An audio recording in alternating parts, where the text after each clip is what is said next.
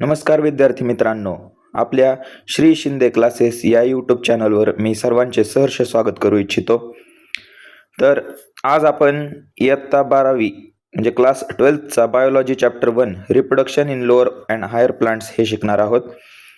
तर सर्वात आधी मी आपले इंट्रोडक्शन देऊ इच्छितो की आपले जे क्लासेस आहेत ते बारामतीमध्ये आहेत.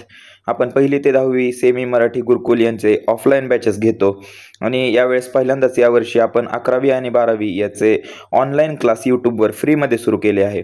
या यूट्यूब चॅनलची म्हणजे खास विशेषता अशी की हा यूट्यूब चॅनल तुम्हाला मराठी आणि इंग्रजी माध्यमातून मिळेल. यावरचे व्हिडिओ तुम्हाला मराठी इंग्रजी माध्यमातून सांगण्यात येतील. बाकी यूट्यूब चॅनल जर तुम्ही बघताल तर तिथं हिंदी माध्यमात सर्व सांगण्यात येते, हिंदीमध्ये सर्व समजावण्यात येते. आपण महाराष्ट्राची मुलं आहोत, आपल्याला महाराष्ट्र बोर्डचा अभ्यास करायचा आहे, तर आपण इंग्लिश प्लस मराठी हे मीडियम वापरून धडे शिकणार आहोत. तर बऱ्याच मुलांना अडचणी येतात, त्यामुळे ही अडचण दूर करण्यासाठी आपण 11वी आणि 12वी ऑनलाईन यूट्यूबमधून सुरू केले आहे. ह्या व्हिडिओची खासियत अशी की आता मी तर तुम्हाला शिकवणारच आहे सर्व, पण सगळं शिकून झाल्यावर आपली एक 5 ते 10 MCQची नीट CET बेस्ट MCQजवर टेस्ट राहणार आहे. नीट CETला जशा प्रकारे MCQ विचारले जातात त्या प्रकारे MCQची टेस्ट आपण घेऊ व्हिडिओच्या शेवटी. शिकून झालं की जेवढं शिकवलंय त्या आधारे MCQज आपण सोडवणार आहोत, जेणेकरून तुम्हाला तुमच्या नॉलेजचा यूज करता येईल आणि तुम्ही देखील यूट्यूबचे व्हिडिओ म्हणजे आपले जे काही व्हिडिओ मी टाकेल ते अगदी आवडीने आणि मन लावून पाहताल, जेणेकरून तुम्हाला देखील कळेल की आपल्याला प्रश्नांची उत्तरं देता येत आहेत का, किती प्रश्न आपण सोडू शकतोय. ठीक आहे. तर हा धडा reproduction in lower and higher plants खूप मोठा धडा आहे. त्यामुळं ह्या धड्याचे आपण 2 ते 3 पार्ट, जेवढे कमी पार्ट बनवता येईल तेवढे बनवू, पण हा पहिला पार्ट आज मी घेणार आहे, ज्यात मी असेक्शुअल रिप्रोडक्शन काय असतं, असेक्शुअल रिप्रोडक्शन इन ऑर्गॅनिझम त्याचे किती प्रकार असतात, किंवा प्लांटमध्ये व्हेजिटेटिव्ह प्रोपगेशन कशा प्रकारे होतं ते आपण बघणार आहोत. ठीक आहे. तर कुठलाच वेळ न वाया घालवता आपण आता सुरू करूया. चलो. तर व्हॉट इज रिप्रोडक्शन? रिप्रोडक्शनला आपण मराठीत काय म्हणतो तर प्रजनन असं म्हणतो. आता रिप्रोडक्शन म्हणजे काय? The production of young ones like parents. म्हणजे आपण स्वतःसारखाच एक जीव तयार करतो, स्वतःसारखीच एक प्रजातीला जन्माला घालतो. ह्या प्रक्रियेला म्हणायचं प्रजनन किंवा रिप्रोडक्शन. आता रिप्रोडक्शन ही काय कसली प्रोसेस आहे तर एसेन्शियल प्रोसेस आहे. ठीक आहे. का? कारण ह्यामुळे काय होत आहे, कंटिन्युएशन होत आहे. ठीक आहे.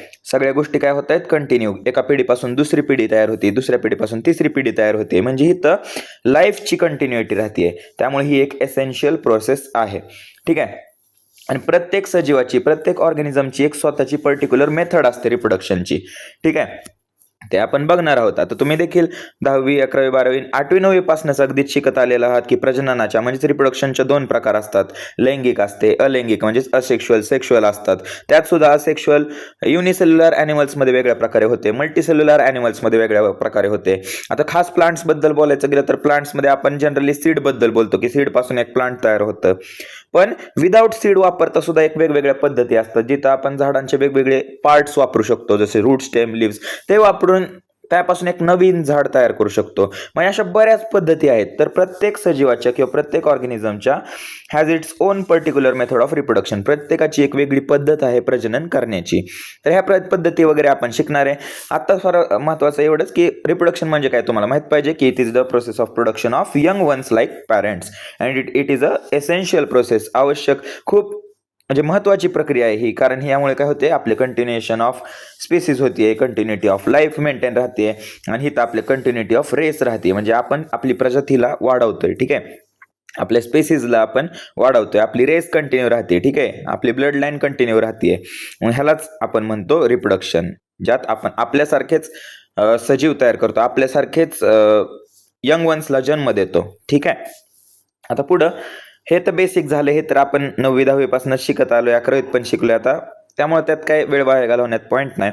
आता टाइप्स ऑफ रिप्रोडक्शन आपण बघणार आहोत. तर सर्वात पहिला टाईप आपण बघितला असेक्शुअल रिप्रोडक्शन, सेक्शुअल रिप्रोडक्शन. आता हे बऱ्यापैकी सगळ्यांना माहीतच राहतं, तरी एकदा तुलनात्मकरित्या आपण समजून घेऊया.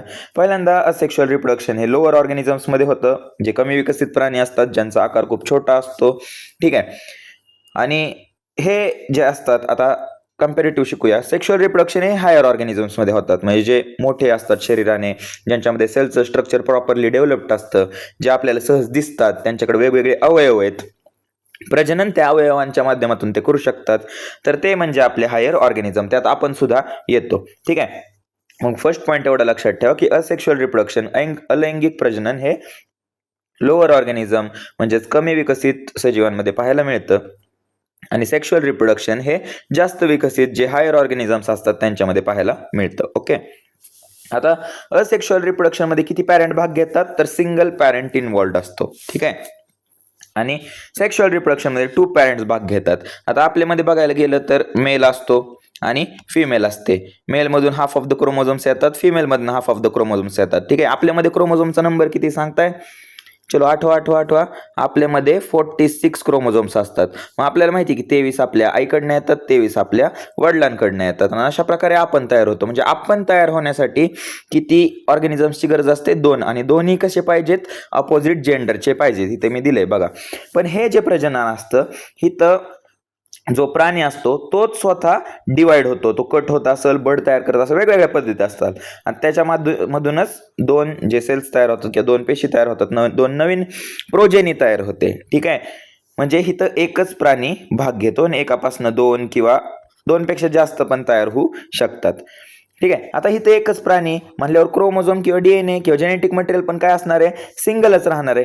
पण इथं 2 प्राणी असल्यामुळं 2 वेगवेगळे जेनेटिक मटेरियल असणार आहेत, आणि दोन्ही काय होणार आहे, मिक्स होणार आहे. दोन्ही मिक्स झाल्यावर दोघांचे कॅरेक्टर ह्या प्राण्यामध्ये किंवा ह्या सजीवामध्ये बघायला मिळतील, आणि मिक्सिंग झाल्यामुळं नवीन पण काहीतरी कॅरेक्टर्स जे असतील ते सुद्धा ह्यांच्यामध्ये बघायला मिळणार आहेत. आता त्याविषयी आपण बोलूया पुढं तिसरा पॉईंट बघा की एक पॅरेंट असल्यामुळं इथं काय होतंय की फ्युजन होत नाही. आता फ्युजन म्हणजे 2 गोष्टी एकत्र येण्यासाठी, आता आताच मी बोललो की गोष्टी एकत्र येण्यासाठी कमीत कमी किती गोष्टी पाहिजे, 2 तरी पाहिजे ना. तर इथं 2 कम्पॅटेबल गॅमेट्स पाहिजे, आणि 2 गॅमेट पाहिजे तर ते 2 गॅमेट वेगवेगळ्या जीवांमधून आले पाहिजे. पण इथं काय होतंय प्रॉब्लेम की एकच जीव असल्यामुळे गॅमेट फ्यूज होत नाहीत. ठीक आहे. गॅमेट ह्यांचं मिक्सचरच होत नाही, कारण एकच प्राणी आहे. 2 असते तर गोष्ट वेगळी होती. ठीक आहे. पण इथं 2 पॅरेंट असल्यामुळे सेक्शुअल रिप्रोडक्शन मध्ये गॅमेट्सचं काय होतंय, फ्युजन होतंय. कम्पॅटेबल गॅमेट्सचं फ्युजन होतंय किंवा सेक्स सेल्सचं फ्युजन होतंय. पुढचा पॉईंट की असेक्शुअल रिप्रोडक्शन मध्ये जी प्रोजेनी तयार होते. आता प्रोजेनी म्हणजे काय, नवीन येणारी पिढी. ओके. प्रोजेनी म्हणजे नेक्स्ट जनरेशन. ही जी असते ती जेनेटिकली आयडेंटिकल असते, कारण आता इथं जीन्स म्हणजे आपले जे डीएनए असेल किंवा आरएनए असेल, जे जेनेटिक मटेरियल असेल ते इथं मिक्स झालंय का, नाही.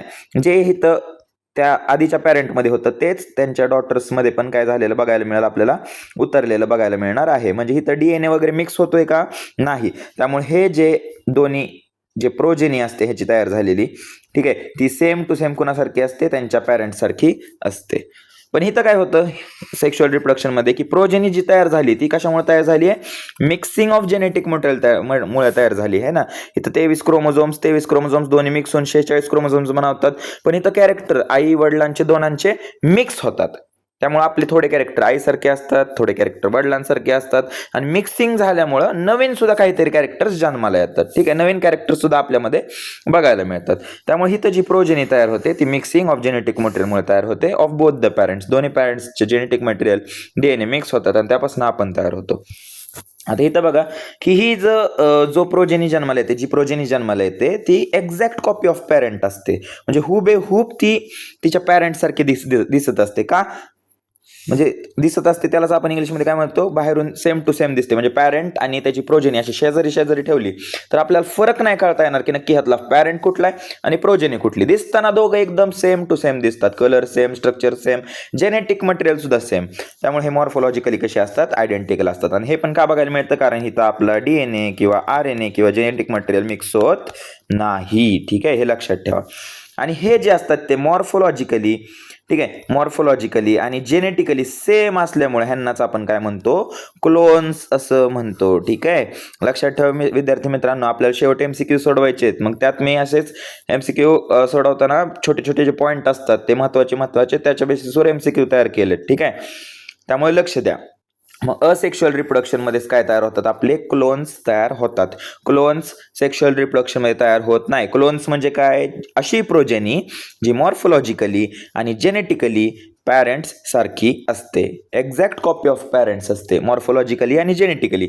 दिसायला, असायला, जेनेटिकली सगळ्याच बाबतीत ती सेम टू सेम पॅरेंट सारखी असेल तर तिला म्हणायचं क्लोन. ओके. क्लोन्स नेहमी कुठे तयार होतात? असेक्शुअल रिप्रोडक्शन मध्येच तयार होतात. ठीक आहे. पण इथं सेक्शुअल रिप्रोडक्शन मध्ये जे प्रोजेनी तयार होते, पुढची जनरेशन तयार होते, ती मॉर्फोलॉजिकली आणि जेनेटिकली काय असते? डिफरंट असते. आपण हुबेहूब आपल्या आईसारखं किंवा हुबेहूब वडिलांसारखं दिसतो का? नाही. आपल्या चेहऱ्यामध्ये, आईच्या चेहऱ्यामध्ये, वडिलांच्या चेहऱ्यामध्ये बराच फरक आपल्याला बघायला मिळतो. थोडं एखादं कॅरेक्टर सेम असतं, की नाक सेम असेल, डोळ्यांचा कलर सेम असेल, केसांचा पॅटर्न सेम असेल, पण हुबेहूबच सेम असं आपल्याला बघायला मिळतं का? नाही. 100% एकदम कॉपी बघायला मिळते का? नाही. ठीक आहे. त्यामुळे मॉर्फोलॉजिकली नाही आणि जेनेटिकली पण का नाही? कारण आपण एका कुणाच्या तरी क्रोमोझोम पासून बनलेलो नाही. फक्त वडिलांचे क्रोमोझोम आपल्यामध्ये आलेत का? नाही. वडिलांचे तर आलेच आहेत, आईचे पण आलेत. दोघं मिक्स होऊन नवीन काहीतरी तयार झाले है ना, नवीन जेनेटिक मटेरियल मिक्स होऊन काहीतरी तयार झाले. ठीक आहे. मग थोडे कॅरेक्टर वडिलांचे असतील, थोडे कॅरेक्टर आईचे असतील आणि थोडे कॅरेक्टर जे असतील ते हे दोघांच्या मिक्सचरमुळे तयार झालेले असतील. ठीक आहे. त्यामुळे आपण मॉर्फोलॉजिकली आणि जेनेटिकली आपल्या आईवडिलांपेक्षा थोडेसे वेगळे असतो. ठीक आहे. एक्झॅक्ट 100% आपण सेम टू सेम त्यांच्यासारखे नसतो. ओके. परत आता एक असेक्शुअल रिप्रोडक्शन मध्ये एकच प्राणी भाग घेतो आणि तो स्वतःला डिवाइड करतो, त्यामुळे ही प्रोसेस कशी असते? थोडी फास्टर असते. पण आपल्यामध्ये बघायला गेलं म्हणजे सेक्शुअल रिप्रोडक्शन मध्ये बघायला गेलं तर ही प्रोसेस कशी असते? स्लो असते है ना. आता जसं की असेक्शुअल रिप्रोडक्शन बघायला गेलं तर हे बॅक्टेरिया वगैरे मध्ये होतं. आता जनरल पॉईंट सांगतो, बॅक्टेरियाला जर फेवरेबल कंडिशन्स मिळाले तर ते 20 मिनिटात स्वतःची लोकसंख्या, स्वतःचं पॉप्युलेशन डबल करू शकतात. ठीक आहे. 20 मिनिटात डबल होत आहेत तेच आपण एकटे जीव जन्माला यायला आपल्याला किती दिवस लागले? आपण आईच्या पोटात 9 मंथ्स राहिलो है ना, 9 महिने राहिलो, त्यानंतर आपण जन्माला आलो है ना. म्हणजे 9 महिन्याचा कालावधी एकच ऑर्गॅनिझम जन्माला घालायला लागला. म्हणजे ही प्रोसेस कशी आहे? स्लो आहे. आणि इथं किती लागतात? 20 मिनिटात तर डबल संख्या होतीये, किंवा काही काहींना अजून लवकर होत असेल, बदलते. मी बॅक्टेरियाचं तुम्हाला सांगितलं इथं. ठीक आहे. त्यामुळं असेक्शुअल रिप्रोडक्शन ही फास्टर प्रोसेस आहे आणि सेक्शुअल रिप्रोडक्शन ही स्लोअर प्रोसेस आहे. ओके. पुढं की असेक्शुअल रिप्रोडक्शन मध्ये व्हेरिएशन किंवा रिकॉम्बिनेशन आपल्याला बघायला मिळत नाही. आता व्हेरिएशन म्हणजे काय किंवा रिकॉम्बिनेशन म्हणजे काय? तर हा पॉईंट मी आल्यापासूनच सांगत आलोय की आपण 2 जेनेटिक मटेरियल मिक्स होऊन बनलोय. आपल्या वडिलांपासून एक आलंय, आपल्या आईपासून एक आलंय. हे दोन्ही काय झालेत? मिक्स झालेत है ना. मग डीएनएचं किंवा जेनेटिक मटेरियलचं जे मिक्सिंग असतं, ठीक आहे, जेनेटिक मटेरियलचं जे मिक्सिंग असतं त्यालाच काय म्हणायचं? व्हेरिएशन किंवा रिकॉम्बिनेशन असं म्हणायचं. आणि ह्याच्यापासून एक नवीन जीव तयार होतो, ज्याच्याकडे थोडे कॅरेक्टर वडिलांचे असतात, थोडे कॅरेक्टर ह्यांचे असतात आणि थोडे कॅरेक्टर नव्याने तयार झालेले असतात. ठीक आहे. नवीन कॅरेक्टर ह्यामध्ये आले असतात दोघांच्या मिक्सचरमुळं. ह्यालाच आपण व्हेरिएशन म्हणतो किंवा रिकॉम्बिनेशन म्हणतो. आता इथं एकच क्रोमोझोम, एकच जेनेटिक मटेरियल आहे ना, एकच जेनेटिक मटेरियल असल्यामुळं मिक्सिंगचं काय विषयच येत नाही. त्यामुळं पॅरेंट आणि क्लोन किंवा पॅरेंट आणि प्रोजेनी हुबेहूब मॉर्फोलॉजिकली आणि जेनेटिकली सेम असते, त्यामुळे त्यांच्यामध्ये व्हेरिएशन होत नाही. पण इथं व्हेरिएशन आणि रिकॉम्बिनेशन बघायला मिळतं, कारण आपण 2 वेगवेगळ्या क्रोमोझोम्स किंवा 2 वेगवेगळ्या जेनेटिक मटेरियल मधून तयार झालोय आणि आपल्यामध्ये डीएनएचं मिक्सिंग झालंय, त्यापासून नवीन काहीतरी कॅरेक्टर आपल्यामध्ये जन्माला आलेत है ना, नवीन कॅरेक्टर सुद्धा बघायला मिळतात. मग ह्यालाच आपण काय म्हणतो? व्हेरिएशन किंवा रिकॉम्बिनेशन असं म्हणतो. कळलं मित्रमैत्रिणींनो? हे आपले बेसिक हे आपण शिकलोय, हे माहिती असेल तुम्हाला बऱ्यापैकी पॉईंट. पण हे छोट्या छोट्या गोष्टीच मॅटर करतात. आपण स्पर्धा परीक्षेसाठी नीट, जेई, सीईटी ह्या म्हणजे आता जेईचा तर विषयच नाही, पण नीट आणि सीईटी साठी खास करून बायोलॉजी विषय या दोन्ही ह्याच्यासाठीच असतो ना. मग दोन्ही परीक्षेमध्ये आपल्याला छोटे छोटेच असे एमसीक्यूज सोडवायचे असतात. उत्तर समोरच असतं, पण तरी सुद्धा आपले मार्क्स जातात का? कारण आपण ह्या छोट्या छोट्या गोष्टी इग्नोर करतो. ठीक आहे. त्यामुळे प्रत्येक पॉईंट बायोलॉजीमध्ये खूप इम्पॉर्टंट आहे. येत असला तरी कंटाळा करू नका, व्हिडिओ स्किप करत जाऊ नका, अख्खा व्हिडिओ बघत चला. रिव्हिजन होते, काही गोष्टी तुमच्या कानावर नव्याने पडतात. एखादा पॉईंट कमी कळलेला असेल तर तो जास्त अजून मी समजावल्यामुळं कळू शकतो तुम्हाला. ठीक आहे. वेगवेगळी मी एक्झाम्पल पण देतोय हा सांगताना, त्यामुळे तुम्हाला ते लक्षात राहू शकतं की हा बाबा सरांनी हे सांगितलं होतं, त्यामुळे ते लक्षात राहिलं. ठीक आहे. त्यामुळे काही करू नका. ठीक आहे. चलो पुढे नंतर आता त्यात पहिली प्रोसेस आता आपण असेक्शुअल रिप्रोडक्शन बघणार आहे. ठीक आहे. हा चॅप्टर 1चा पार्ट 1 आहे, मी आधीच सांगितलं, आणि ह्यामध्ये फक्त आपण असेक्शुअल रिप्रोडक्शन बघणार आहे. तर असेक्शुअल रिप्रोडक्शन मधला पहिला प्रकार आहे फ्रॅगमेंटेशन. ओके. आता फ्रॅगमेंटेशन जे असतं तर पहिला शब्द मिळालेला आहे, हे कुठल्या ऑर्गॅनिझम्स मध्ये बघायला मिळतं? मल्टी सेल्युलर ऑर्गॅनिझम्स मध्ये बघायला मिळतं. म्हणजे बहुपेशीय जे प्राणी असतात, जे भरपूर पेशींपासून बनलेले असतात, त्यांना म्हणायचं मल्टीसेल्युलर ऑर्गॅनिझम्स. आता फ्रॅगमेंटेशन म्हणजे काय होतं? फ्रॅगमेंट ह्या शब्दाचा अर्थ असतो, काय असतो फ्रॅगमेंटचा अर्थ?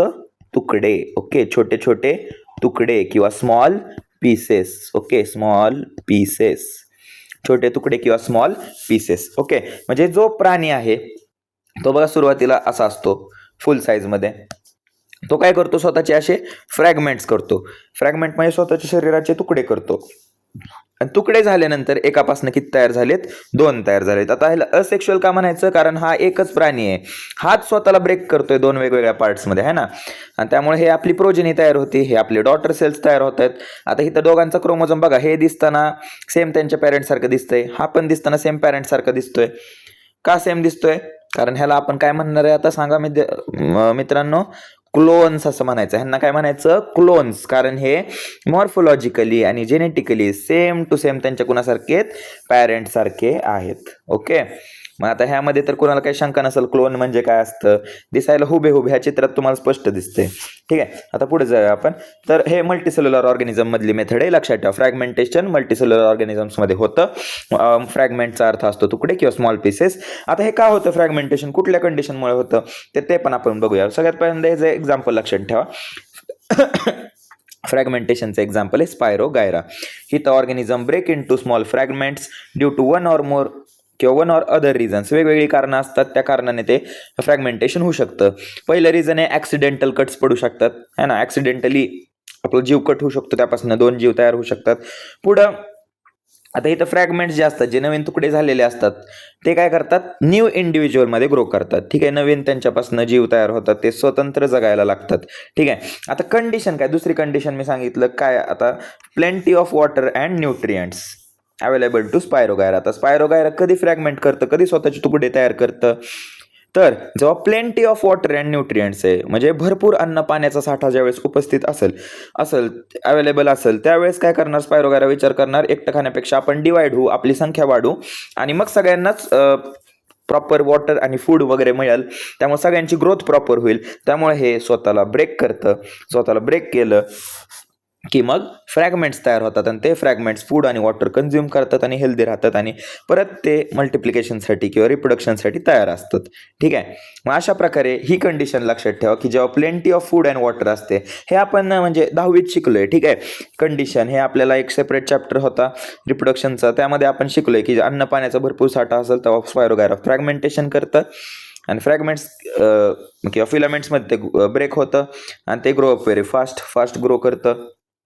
ठीक आहे, नंतर each fragment start to live independently. हे जे वेगवेगळे तयार झालेत सेपरेट डॉटर सेल्स, ते स्वतंत्र राहायला लागतात. ठीक आहे, पॅरेंट्सपासून ते सेपरेट झालेले असतात, है ना. म्हणजे ते पॅरेंटपासूनच तयार झालेले असतात थोडक्यात.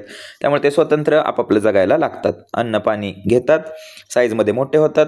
परत plenty of food and water रिप्रोडक्शनच्या कॅपेबल ते झाले की ते स्वतःला फ्रॅगमेंटमध्ये ब्रेक करतात. ही प्रोसेस कंटिन्यू चालूच राहते.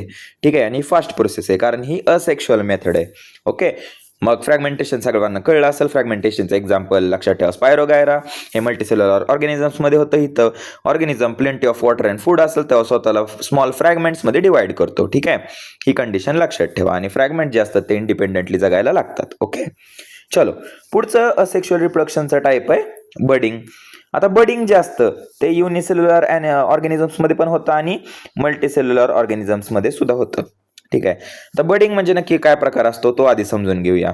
ठीक आहे, आता बडिंग इन ईस्ट ही तर डायग्राम दिली आहे, बडिंग इन ईस्ट. तर इथं तुम्हाला दिसते ही ईस्टचा सेल आहे. ठीक आहे, पॅरेंट ईस्ट सेल, हा त्याचा न्यूक्लियस गोल त्यांनी दिलाय, हे त्याचं सायटोप्लाझम वगैरे आहे आणि ही पेशी आहे प्रॉपर.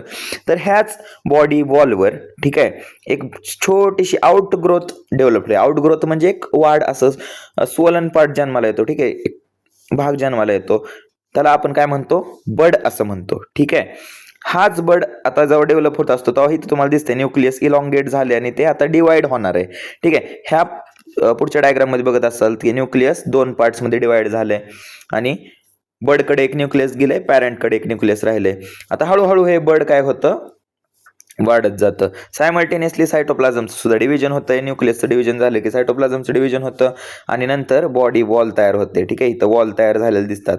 एका वेळी एका बर्डवर म्हणजे बरेच बर्ड्स येऊ शकतात. ठीक आहे, पॅरेंटवर तुम्हाला बर्ड आलेलं दिसतोय, त्या बर्डवर सुद्धा बर्ड आलेलं दिसतंय, त्या बर्डवर बर्ड, बर्डवर बर्ड, बर्डवर बर्ड, असे बरेच बर्ड तयार झालेले तुम्हाला दिसतात. Chain of yeast cells. ठीक आहे, एक चेन तयार होते आणि ती एका पॅरेंटपासूनच तयार झालेली असते. तर ह्या प्रोसेसला म्हणायचं बडिंग. ठीक आहे, मग बड म्हणजे काय, तर बॉडीवर एक स्मॉल बल्ज येतो. बल्ज म्हणजे एक फुगीर असा भाग येतो on the surface of parent cell. ठीक आहे, कुठे येतो, सरफेसवर येतो, वॉलवर, तेच. ठीक आहे, अ बल्ज इज ऍक्च्युअली अ बड. मग ह्याच जो फुगवटा आलेला असतो, जो बड बल्जी पार्ट असतो, त्यालाच आपण काय म्हणतो, बड असं म्हणतो. ठीक आहे, आता one of the two daughter nuclei enters the bird. म्हणजे दोन न्यूक्लियसची इथे तुम्हाला मी सांगितलं की न्यूक्लियस डिवाइड होतो, त्यातला एक न्यूक्लियस तो बर्डमध्ये जातो आणि एक न्यूक्लियस पॅरेंटकडे राहतो आणि तोच पुढं तसं डेव्हलप होत जातो. आता हा जो बर्ड असतो तो लगेच त्याच्या पॅरेंटपासून, तुम्हाला इथे दिसतंय फिगरमध्ये, तो लगेच त्या पॅरेंटपासून सेपरेट होतोय का, नाही. तो पॅरेंटकडूनच न्यूट्रिएंट घेत असतो आणि जेव्हा त्याची वाढ पूर्ण होते, नरिशमेंट त्याला पूर्णपणे मिळतं, तेव्हा तो बॉडी वॉल तयार करतो. ठीक आहे, वॉल तयार करतो आणि पॅरेंटपासून इंडिपेंडेंट राहायला लागतो. जेव्हा त्याची वाढ पूर्ण होते तेव्हाच, तोपर्यंत तो पॅरेंटवरच डिपेंडंट असतो. ठीक आहे, मग आफ्टर सफिशियंट ग्रोथ म्हणजे पूर्णपणे विकास झाल्यानंतर bud separates from the parent cell and start to live independently. Bud जो आहे तो पॅरेंटपासून वेगळा होतो आणि स्वतंत्र राहायला लागतो आणि ह्यालाच आपण काय म्हणतो, डॉटर ईस्ट सेल. ह्याला आता काय म्हणायचं, डॉटर ईस्ट सेल म्हणायचं. ठीक आहे, मग अशा प्रकारे बडिंग होतं. आता बडिंग मी सांगितलं एक्झाम्पल्स त्याचे लक्षात ठेवा, खूप महत्वाची प्रोसेस आहे की बॉडी वॉलवर आउटग्रोथ तयार होते, त्या आउटग्रोथला म्हणायचं बड. ठीक आहे, लक्षात ठेवा, आउटग्रोथ. ठीक आहे, म्हणजे काहीतरी ग्रो करते बॉडीवर छोटंसं, मग ते आउटग्रोथ असते, त्यालाच काय म्हणायचं, किंवा एक बल्ज असतो त्यालाच काय म्हणायचं, बड म्हणायचं. बड जो आहे तो सरफेस ऑफ द पॅरेंट सेलवर येतो आणि त्या बडवर बड आल्यानंतर मग पहिल्यांदा न्यूक्लिअर डिव्हिजन होतं, है ना, न्यूक्लियस आधी डिवाइड होतो, मग सायटोप्लाझम डिवाइड होतो. डिवाइड झाले की मग नंतर ते बड आहे ते पॅरेंटकडनं न्यूट्रिएंट्स घेत राहतं. सफिशियंट ग्रोथ झाली की बॉडी वॉल तयार होतं आणि बड इंडिपेंडेंटली जगायला लागतं. ओके, एक्झाम्पल लक्षात ठेवा, बडिंग युनिसेल्युलर आणि मल्टीसेल्युलर दोन्ही ॲनिमल्समध्ये किंवा ऑर्गॅनिझम्समध्ये बघायला मिळते. युनिसेल्युलरचं एक्झाम्पल आहे ईस्ट आणि मल्टीसेल्युलरचं एक्झाम्पल आहे हायड्रा. किंवा तुमच्या बुकमध्ये अजून एक्झाम्पल दिलं आहे, युनिसेल्युलरचं एक्झाम्पल आहे प्रोटोसायफॉन आणि ईस्ट. हे दोन्ही युनिसेल्युलर ऑर्गॅनिझम्सच आहेत. तर प्रोटोसायफॉन आणि ईस्ट ह्यामध्ये देखील बडिंग बघायला मिळते. ठीक आहे, क्लिअर असेल. बडिंग आपलं बऱ्याच वेळा शिकलोय आपण, त्यामुळे ह्यात काही शंका नसावीच असं मला वाटतं, त्यामुळे जास्त टाइम नको वेस्ट करायला. आपण जाऊया पुढचा सेक्शुअल रिप्रोडक्शनचा जो मेथड आहे ती आहे स्पोर फॉर्मेशन. ठीक आहे, आता स्पोर्स म्हणजे काय असतात ते बघूया. तर आता ते आपल्याला दोन ऑर्गॅनिझम्स दिलेत, पहिल्यांदा क्लॅमायडोमोनास दिलाय आणि दुसरा म्युकर. लक्षात ठेवा, म्युकर बद्दल बऱ्याच ठिकाणी तुम्ही शिकला देखील असताल, 10वीत देखील शिकलाय, 9वीत देखील शिकलाय, 11वीत सुद्धा थोडा रेफरन्स आला होता, तर 12वीत पुन्हा शिकताय. त्यामुळं मी त्या रेफरन्स कळण्यासाठी हा पॉईंट ऍड केलाय. ठीक आहे, पण तुमच्या सध्याच्या बुकमध्ये क्लॅमायडोमोनास बद्दल दिलंय. लक्षात ठेवा, क्लॅमायडोमोनास स्पोर फॉर्मेशनने रिप्रोड्यूस करतात. आता ही असेक्शुअल रिप्रोडक्शन आहे, आपल्याला तर माहितीच आहे. आता इथं काय होतात की फ्लॅजिलेटेड म्हणजेच काय, तर फ्लॅजेला म्हणजे काय तुम्हाला माहित असेल, हे जो पार्ट दिसतोय तुम्हाला, हा वाला पार्ट हे ऑर्गन्स ऑफ लोकोमोशन आहे. काय म्हणायचं ह्याला, ऑर्गन्स ऑफ लोकोमोशन. लोकोमोशन म्हणजे काय, एका ठिकाणाहून दुसऱ्या ठिकाणी हालचाल करायची असेल, स्थलांतर करायचं असेल, ठीक आहे, जायचं असेल, तर हालचालीसाठी जसे आपल्याकडे पाय आहेत, ठीक आहे, पायाच्या मदतीने आपण लोकोमोशन करतो, तसं ह्या ऑर्गॅनिझम्सकडे काय असतात, वेगवेगळे ऑर्गन्स ऑफ लोकोमोशन असतात आणि त्यातलाच एक हा जो आहे ह्याला काय म्हणायचं, फ्लॅजेला. काय म्हणायचं ह्याला, फ्लॅजेला.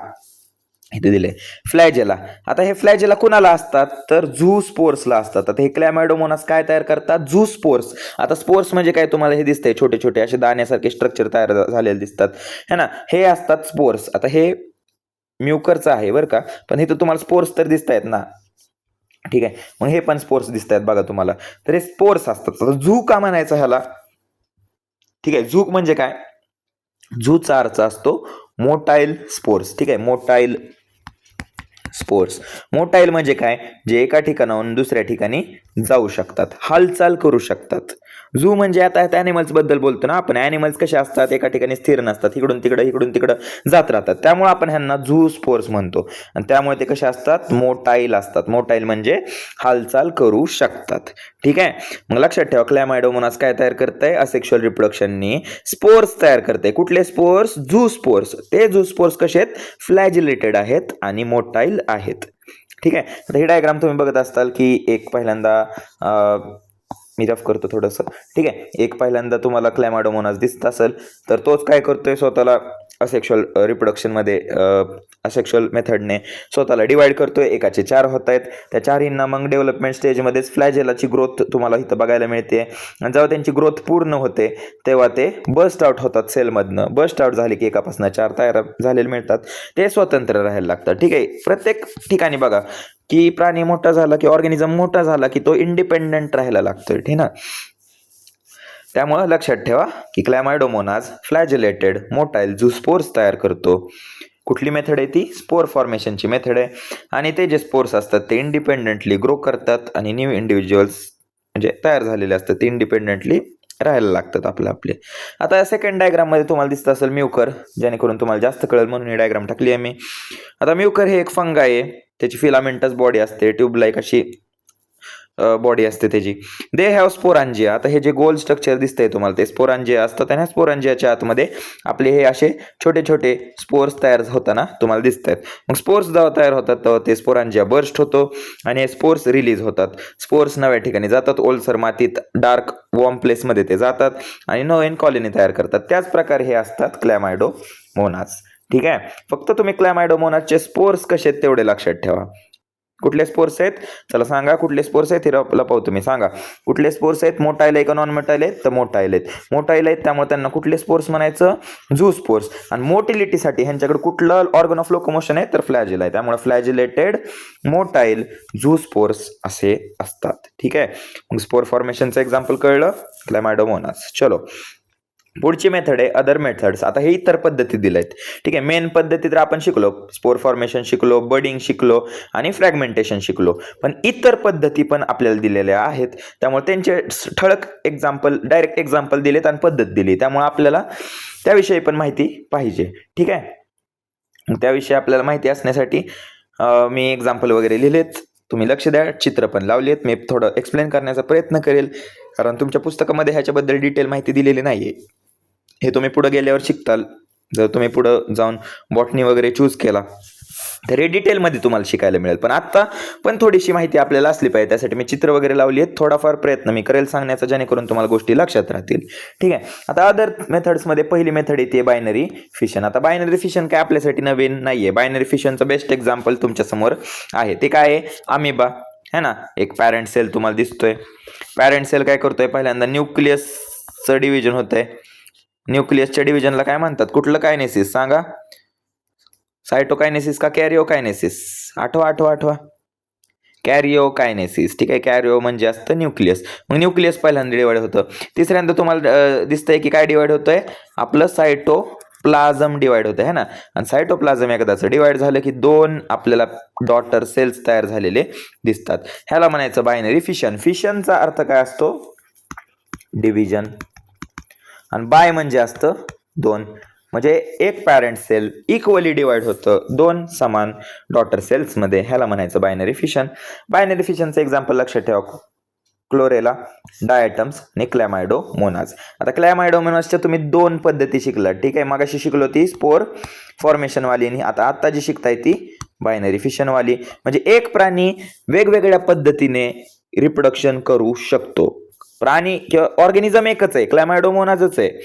पण जशी क्लायमॅटिक कंडिशन असेल, जसं एन्व्हायरमेंट असेल, फेवरेबल आहे का अनफेवरेबल आहे, त्यावर डिपेंड करतं की कुठला मोड ऑफ रिप्रोडक्शन ते वापरू शकतं. त्यामुळे हे लक्षात ठेवा, प्रत्येक प्राण्याचे म्हणजे जे असेक्शुअल रिप्रोडक्शन करणारे जे ऑर्गॅनिझम्स असतात त्यांच्याकडे डिफरंट मेथड्स असतात. जसं तुम्हाला माहिती असतील, आता जे विद्यार्थी माझ्याकडून शिकून गेलेत त्यांना आपण 10वीत असताना विद्यार्थ्यांना शिकलो आहोत की अमिबा बायनरी फिशन सुद्धा करतं आणि मल्टिपल फिशन सुद्धा करतं. आता या दोन्ही कंडिशन्स वेगवेगळ्या असतात. बायनरी फिशन्स ते नॉर्मल कंडिशन्समध्ये करतं, पण जेव्हा मल्टिपल फिशन कधी करतं, अनफेवरेबल कंडिशन येईल तेव्हा, पोषक असं वातावरण मिळत नाही स्वतःला प्रोटेक्ट करण्यासाठी अमेबा सिस्ट तयार करतं. आठवत असेल बघा, गोल असा आकार घेतं, हार्ड कवरिंग तयार करतं, स्वतःच्या आत न्यूक्लियसचं आधी डिव्हिजन करतं, मग सायटोप्लाझमचं डिव्हिजन करतं आणि भरपूर जेव्हा फेवरेबल कंडिशन येतात तेव्हा ते अमेबा बाहेर पडतात. हे आपण बघितलंय. ठीक आहे. मग तुम्हाला हे पण माहित असलं पाहिजे, अमेबा सिंपल बायनरी फिशन करतं, पॅरामेशियम ट्रान्सवर्स बायनरी फिशन करतं. आता ट्रान्सवर्स म्हणजे हा आपला पॅरामेशियम असेल तर तो आडवा कट होणार, त्यापासून वरच्या पार्टपासून एक डॉटर सेल, खालच्या पार्टपासून एक डॉटर सेल, म्हणजे हॉरिझॉन्टली डिवाइड होत असेल इक्वल पार्ट्समध्ये, तर त्याला म्हणायचं ट्रान्सवर्स बायनरी फिशन. युग्लिना जे आहे ते लॉन्जिट्युडनल बायनरी फिशन करतं, म्हणजे तो उभा डिवाइड होतो. उभा डिवाइड झाल्यानंतर हा एक पार्ट आणि हा एक पार्ट, असे दोन स्वतंत्र डॉटर सेल्स आपल्याला तयार झालेले मिळतात. मग लॉन्जिट्युडनल म्हणजे व्हर्टिकल जर डिव्हिजन होत असेल तर त्याला म्हणायचं लॉन्जिट्युडनल बायनरी फिशन. आता कोनिडिया फॉर्मेशन, तर इथं बघा, हे जे ड्रॉइंग तुम्हाला दिसतंय, हे जे फिगर तुम्हाला दिसतेय, तिथं तुम्हाला दिसत असेल की हे वरचं जे स्ट्रक्चर आहे डॉट डॉट वालं, ठीक आहे, झिरो, हे गोल गोल जे दिसतंय तुम्हाला, ठीक आहे, ह्याला म्हणायचं कोनिडिया. आणि कोनिडिया म्हणजे बऱ्यापैकी थोडंसं स्पोर फॉर्मेशन टाईपच असतं. स्पोर एन्जियमच्या आत स्पोर्स तयार होतात, तसं कोनिडियाच्या आत कोनिडिओ स्पोर्स तयार होतात. काय तयार होतात? कोनिडिओ स्पोर्स. लक्षात ठेवा. मग हे पण स्पोर्सच आहेत, पण कोनिडियाच्या आत तयार होतात, त्यामुळे ह्याला कोनिडिओ स्पोर्स म्हणायचं. आणि पेनिसिलियम तुम्हाला माहिती वॅक्सिन आहे ना, पेनिसिलियम आपण त्यापासून वॅक्सिन बनवतो ना, पेनिसिलिन, हा ना, ते पण लक्षात ठेवा. त्यामुळे पेनिसिलिन वरून तुम्हाला पेनिसिलियम लक्षात राहील. आणि पेनिसिलियम कुठल्या मेथड दाखवतं, तर ती कोनिडिया फॉर्मेशनची मेथड दाखवतो. कोनिडिया म्हणजे कळलं की ॲपेक्सला कुठल्याही म्हणजे ह्या जो आहे आपला पेनिसिलियम, त्याच्या ॲपेक्सला म्हणजे वरच्या भागाला छोटे छोटे असे स्ट्रक्चर्स येतात, त्याला आपण कोनिडिया असं म्हणतो. आणि कोनिडियाच्या आतमध्ये कोनिडिओ स्पोर्स असतात. जेव्हा ते मॅच्युअर होतात तेव्हा कोनिडिओ स्पोर्स रिलीज होतात आणि ते इंडिपेंडेंटली राहायला लागतात, कॉलनी तयार करतात. हे लक्षात असू द्या. नंतर आहे जीमा फॉर्मेशन किंवा जीमा कप फॉर्मेशन असं देखील म्हणतो आपण. इथं बघा तुम्हाला दिसतंय ना, हे कप सारखं आहे, असं थोडंसं कप असे तयार होत आहेत. हे बघा कप तयार होत आहेत, त्यामुळे ह्याला जीमा फॉर्मेशन किंवा जीमा कप सुद्धा फॉर्मेशन आपण असं म्हणतो ना. ह्याच्या आतमध्ये आपल्याला हे नवीन स्ट्रक्चर्स तयार झालेले दिसतात. मग मार्चंटिया हेच एक्झाम्पल आहे. तर मार्चंटिया एक काय तुम्हाला माहिती आहे, तुम्ही शिकलायत, नावं पण ऐकलीत. त्यामुळे मार्चंटिया जे आहेत ते जीमा फॉर्मेशन दाखवतं. ठीक आहे. त्यामुळे हे लक्षात ठेवा, जीमा कप्स असतात. आता हे कप्सच्या आत उगवतंय, म्हणजे हे प्रोटेक्शन, ह्याला बाहेर अनफेवरेबल कंडिशन असू शकते, त्यामुळे प्रोटेक्शन देण्यासाठी सुद्धा हे कप्सच्या आत ग्रो करतंय ना. नाहीतर गरज नसती तर, म्हणजे प्रोटेक्शनची गरज नसते तर हे उघड्यावरच जन्माला नसते का आले. पण त्याला काहीतरी कंडिशन्स असतील, हार्श कंडिशन असेल बाहेर किंवा अनफेवरेबल कंडिशन असेल, त्यामुळे हे कप्स तयार करत असतील. ठीक आहे. कपच्या आतमध्ये आपली जे स्पोर्स असतील किंवा काय असतील ते डेव्हलप होत असतील, आणि फेवरेबल कंडिशन आल्यावर हेच स्पोर्स किंवा हा जीमा कप स्वतःला बर्स्ट करत असेल, रिलीज करत असेल, किंवा त्यापासूनच नवीन प्रोजेनी तयार होत असेल. ठीक आहे. त्यामुळे लक्षात ठेवा, कपच्या आत आहे म्हणजे हे काहीतरी प्रोटेक्शनसाठीच असणार आहे. हेच 101% त्याचं कारण असू शकतं. ठीक आहे. आणि ते तुम्ही आता पुढे गेल्यावर तुम्हाला कळेल. ठीक आहे. त्यामुळे लक्षात ठेवा, जीमा कप फॉर्मेशन कोण करतंय? मार्चंटिया करतंय. कोनिडिया फॉर्मेशन कोण करतंय? पेनिसिलियम करतंय. ठीक आहे. कोनिडियाचे डायग्राम नीट बघून घ्या. कोनिडिया म्हणजे ॲपेक्सला सगळ्यात वरच्या बाजूला जे स्ट्रक्चर तयार होतं, आणि ते कोनिडिओ स्पोर्स तयार करतं, ते रिलीज होतात, इंडिपेंडेंटली राहायला लागतात. अमिबा, क्लोरेला, डायटम्स, क्लेमायडोमोनास, पॅरामेशियम, युग्लिना, ह्या सगळे जे आहेत एक्झाम्पल, ते कशाचे आहेत? बायनरी फिशनचे आहेत. ठीक आहे. एवढं इनफ आहे. अदर मेथड्समध्ये एक्सप्लेन जास्त करण्यात काही अर्थ नाहीये. तुम्हाला कळण्याला एक मी एक्सप्लेन केले, तुम्ही चित्र देखील बघितली आहे, त्यामुळे चित्र लक्षात ठेवा, स्लाइड्स लक्षात ठेवा, तुम्हाला आपल्या सगळ्या गोष्टी लक्षात येतील. ठीक आहे. पुढे बघा, आता नंतर आहे व्हेजिटेटिव्ह रिप्रोडक्शन.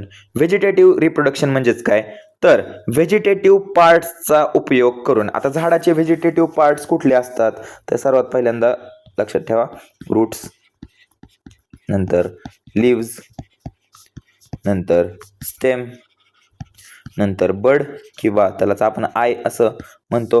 हे जे असतात ते झाडाच्या आपल्या व्हेजिटेटिव्ह पार्ट्स असतात. ठीक आहे. म्हणजे ह्यांच्यापासून आपण एक नवीन झाड तयार करू शकतो. ठीक आहे. नवीन झाड तयार करू शकतो विदाऊट सीड लावता. ठीक आहे. सीड लावायचं नाहीये. आपली ट्रेडिशनल पद्धत काय, सीड लावायचं की मग प्लांटलेट उगवतं, त्यालाच लावलं की मग प्लांट उगवतं किंवा ट्री उगवतं. ठीक आहे. पण हिथं व्हेजिटेटिव्ह रिप्रोडक्शनमध्ये आपण सीडचा यूज न करता प्लांटच्याच पार्ट्सचा यूज करतोय. आणि ते पार्ट्स कुठले आहेत? तर रूट, स्टेम, लिव्ज आणि बड किंवा आय. मग आता तेच बघूया. आता डेफिनेशन लक्षात ठेवा. Plants reproduce asexually. आता हे असेक्शुअल मेथड आहे ना, कारण आपल्याला शिकलोय आपण सेक्शुअल मेथडला आपण फ्लावरची इन्व्हॉल्वमेंट दाखवतो, मग तिथं सीड तयार होते. पण इथं आपल्याला सीड वापरायचंच नाहीये ना, फ्लावर वापरायचं, काय नाही वापरायचं. त्यामुळे इथं ही असेक्शुअल मेथड आहे, लक्षात ठेवा. व्हेजिटेटिव्ह रिप्रोडक्शन असेक्शुअल मेथड आहे. इथं प्लांट्स रिप्रोड्यूस करतात कशाच्या पद्धतीने, तर त्यांच्या व्हेजिटेटिव्ह पार्ट्सच्या मदतीने, आणि त्याच्यापासून new plants are formed which are genetically identical to their parents. आणि हे जे प्लांट्स असतात हे जेनेटिकली आयडेंटिकल आहे. का जेनेटिकली आयडेंटिकल आहे? कारण ही कुठली मेथड आहे? Asexual reproduction. ही तर किती प्राणी भाग घेणार, किती ऑर्गॅनिझम भाग घेणार, तर एकच ऑर्गॅनिझम भाग घेणार आहे. ठीक आहे, त्यामुळे हे जे असतात ते जेनेटिकली आयडेंटिकल असतात. ठीक आहे, सगळी उत्तरं तुमच्या समोरच आहेत, फक्त तुम्हाला थोडी चालाकी दाखवायची आहे की कनेक्ट करता आलं पाहिजे गोष्टींना. असेक्शुअल आहे म्हणून जेनेटिकली आयडेंटिकल आहे. ठीक आहे, त्यामुळे नवीन कुठला सीड वगैरे भाग घेत नाही, फ्लावर भाग घेत नाही, कारण फ्लावर हा रिप्रोडक्टिव्ह ऑर्गन आहे. सेक्शुअल रिप्रोडक्शन तिथं होतंय, त्यामुळे फ्लावर फॉर्मेशन वगैरे इथं फ्लावरचा यूज आपण करत नाहीये. ठीक आहे, other parts root, stem, leaves, bud किंवा आय ह्यांचा वापर करतोय. आता एक्झाम्पल बघूया. एक्झाम्पल्स खूप महत्त्वाचे असतात आपल्या बायोलॉजीमध्ये. एक्झाम्पलवर जास्तीत जास्त भर द्या. तुम्हाला फक्त लक्षात काय ठेवायचं, डेफिनेशन्स, एक्झाम्पल, डेफिनेशन्स, एक्झाम्पल, बास. त्या पलीकडे एक्स्ट्रा तुम्हाला कोण डायग्राम काढा असं म्हणणार नाही, काय नाही, कोण काय बोलणार नाही. फक्त डेफिनेशन लिहा, एक्झाम्पल द्या, डेफिनेशन लिहा, एक्झाम्पल द्या. त्यामुळं व्यवस्थित एक्झाम्पल्स लक्षात ठेवा. आता रूटचं एक्झाम्पल काय, तर कॅरेट. गाजर तर सगळ्यांनी खाल्ले. गाजर हे कशाचं मॉडिफिकेशन असतं, तर रूटचं मॉडिफिकेशन असतं, है ना. कॅरेट खातो म्हणजे आपण रूटच खातोय. परत स्वीट पोटॅटो म्हणजे आपलं आवडीचं रताळ. ठीक आहे, मग ते रताळ सुद्धा काय आहे, तर त्यालाच रूटचं मॉडिफिकेशन आपण म्हणतो, है ना. मग ते रूटच आहे, तेच आपण खातो. मग ते रताळ बघा, तुम्हाला इथं डायग्राम मध्ये दिसत असेल की इथंच त्यापासून एक नवीन प्लांट रिजनरेटिव्ह रूट तयार होतंय. ते लावलं की लगेच नवीन स्वीट पोटॅटो उगू शकतं. ॲस्पॅरागस, दहलिया ही नावं लक्षात ठेवा. ठीक आहे, जी झाडं तुमच्या ओळखीची आहेत, जी तुम्ही रोज बघतात, ते लक्षात ठेवा खास करून. ते बघून तुम्हाला आठवेल की हा ही मेथड आहे, आणि त्याच्या बेसिसवर जी एक्स्ट्रावाली नाव आहेत, ॲस्पॅरागस, दहलिया, ही लक्षात ठेवा. ठीक आहे, जसं खाली लीफमध्ये, आता लीफमध्ये ब्रायोफायलम. ठीक आहे, ब्रायोफायलमला म्हणजेच आपण मराठीत त्याला काय म्हणतो, पर्णफुटी असं म्हणतो. ब्रायोफायलमच्या इथे तुम्हाला दिसत असेल की मार्जिन्सवर, ठीक आहे, मार्जिनवर इथं त्याचे खालच्या साईडला असे थोडेसे रूट्स उगवतात, आणि वरच्या साईडला काय उगवतात, तर शूट उगवतंय किंवा स्टेम उगवतंय, है ना. मग हे पान जेव्हा जमिनीवर पडतं, हेच पान जेव्हा जमिनीवर पडतं वाढ पूर्ण झाल्यावर, तेव्हा जमिनीवर पडल्यावर मातीचा कॉन्टॅक्ट ह्याच्यावर येतो, है ना. मातीतून पाणी वगैरे मिळाल्यावर खालच्या साईडला रूट्स तयार होतात. ठीक आहे, असं समजा खालच्या साईडला रूट्स तयार होतात, आणि वरच्या साईडला अशी लिव्स किंवा शूट तयार झालेलं आपल्याला दिसतं. म्हणजे लीफपासनं होणारं प्रोपगेशन, लीफ पडतंय त्यामुळे लीफपासनंच अख्खे प्लांट्स तयार होतात. आणि हे लीफ लक्षात ठेवा, हे मध्ये आधी येत नाहीत.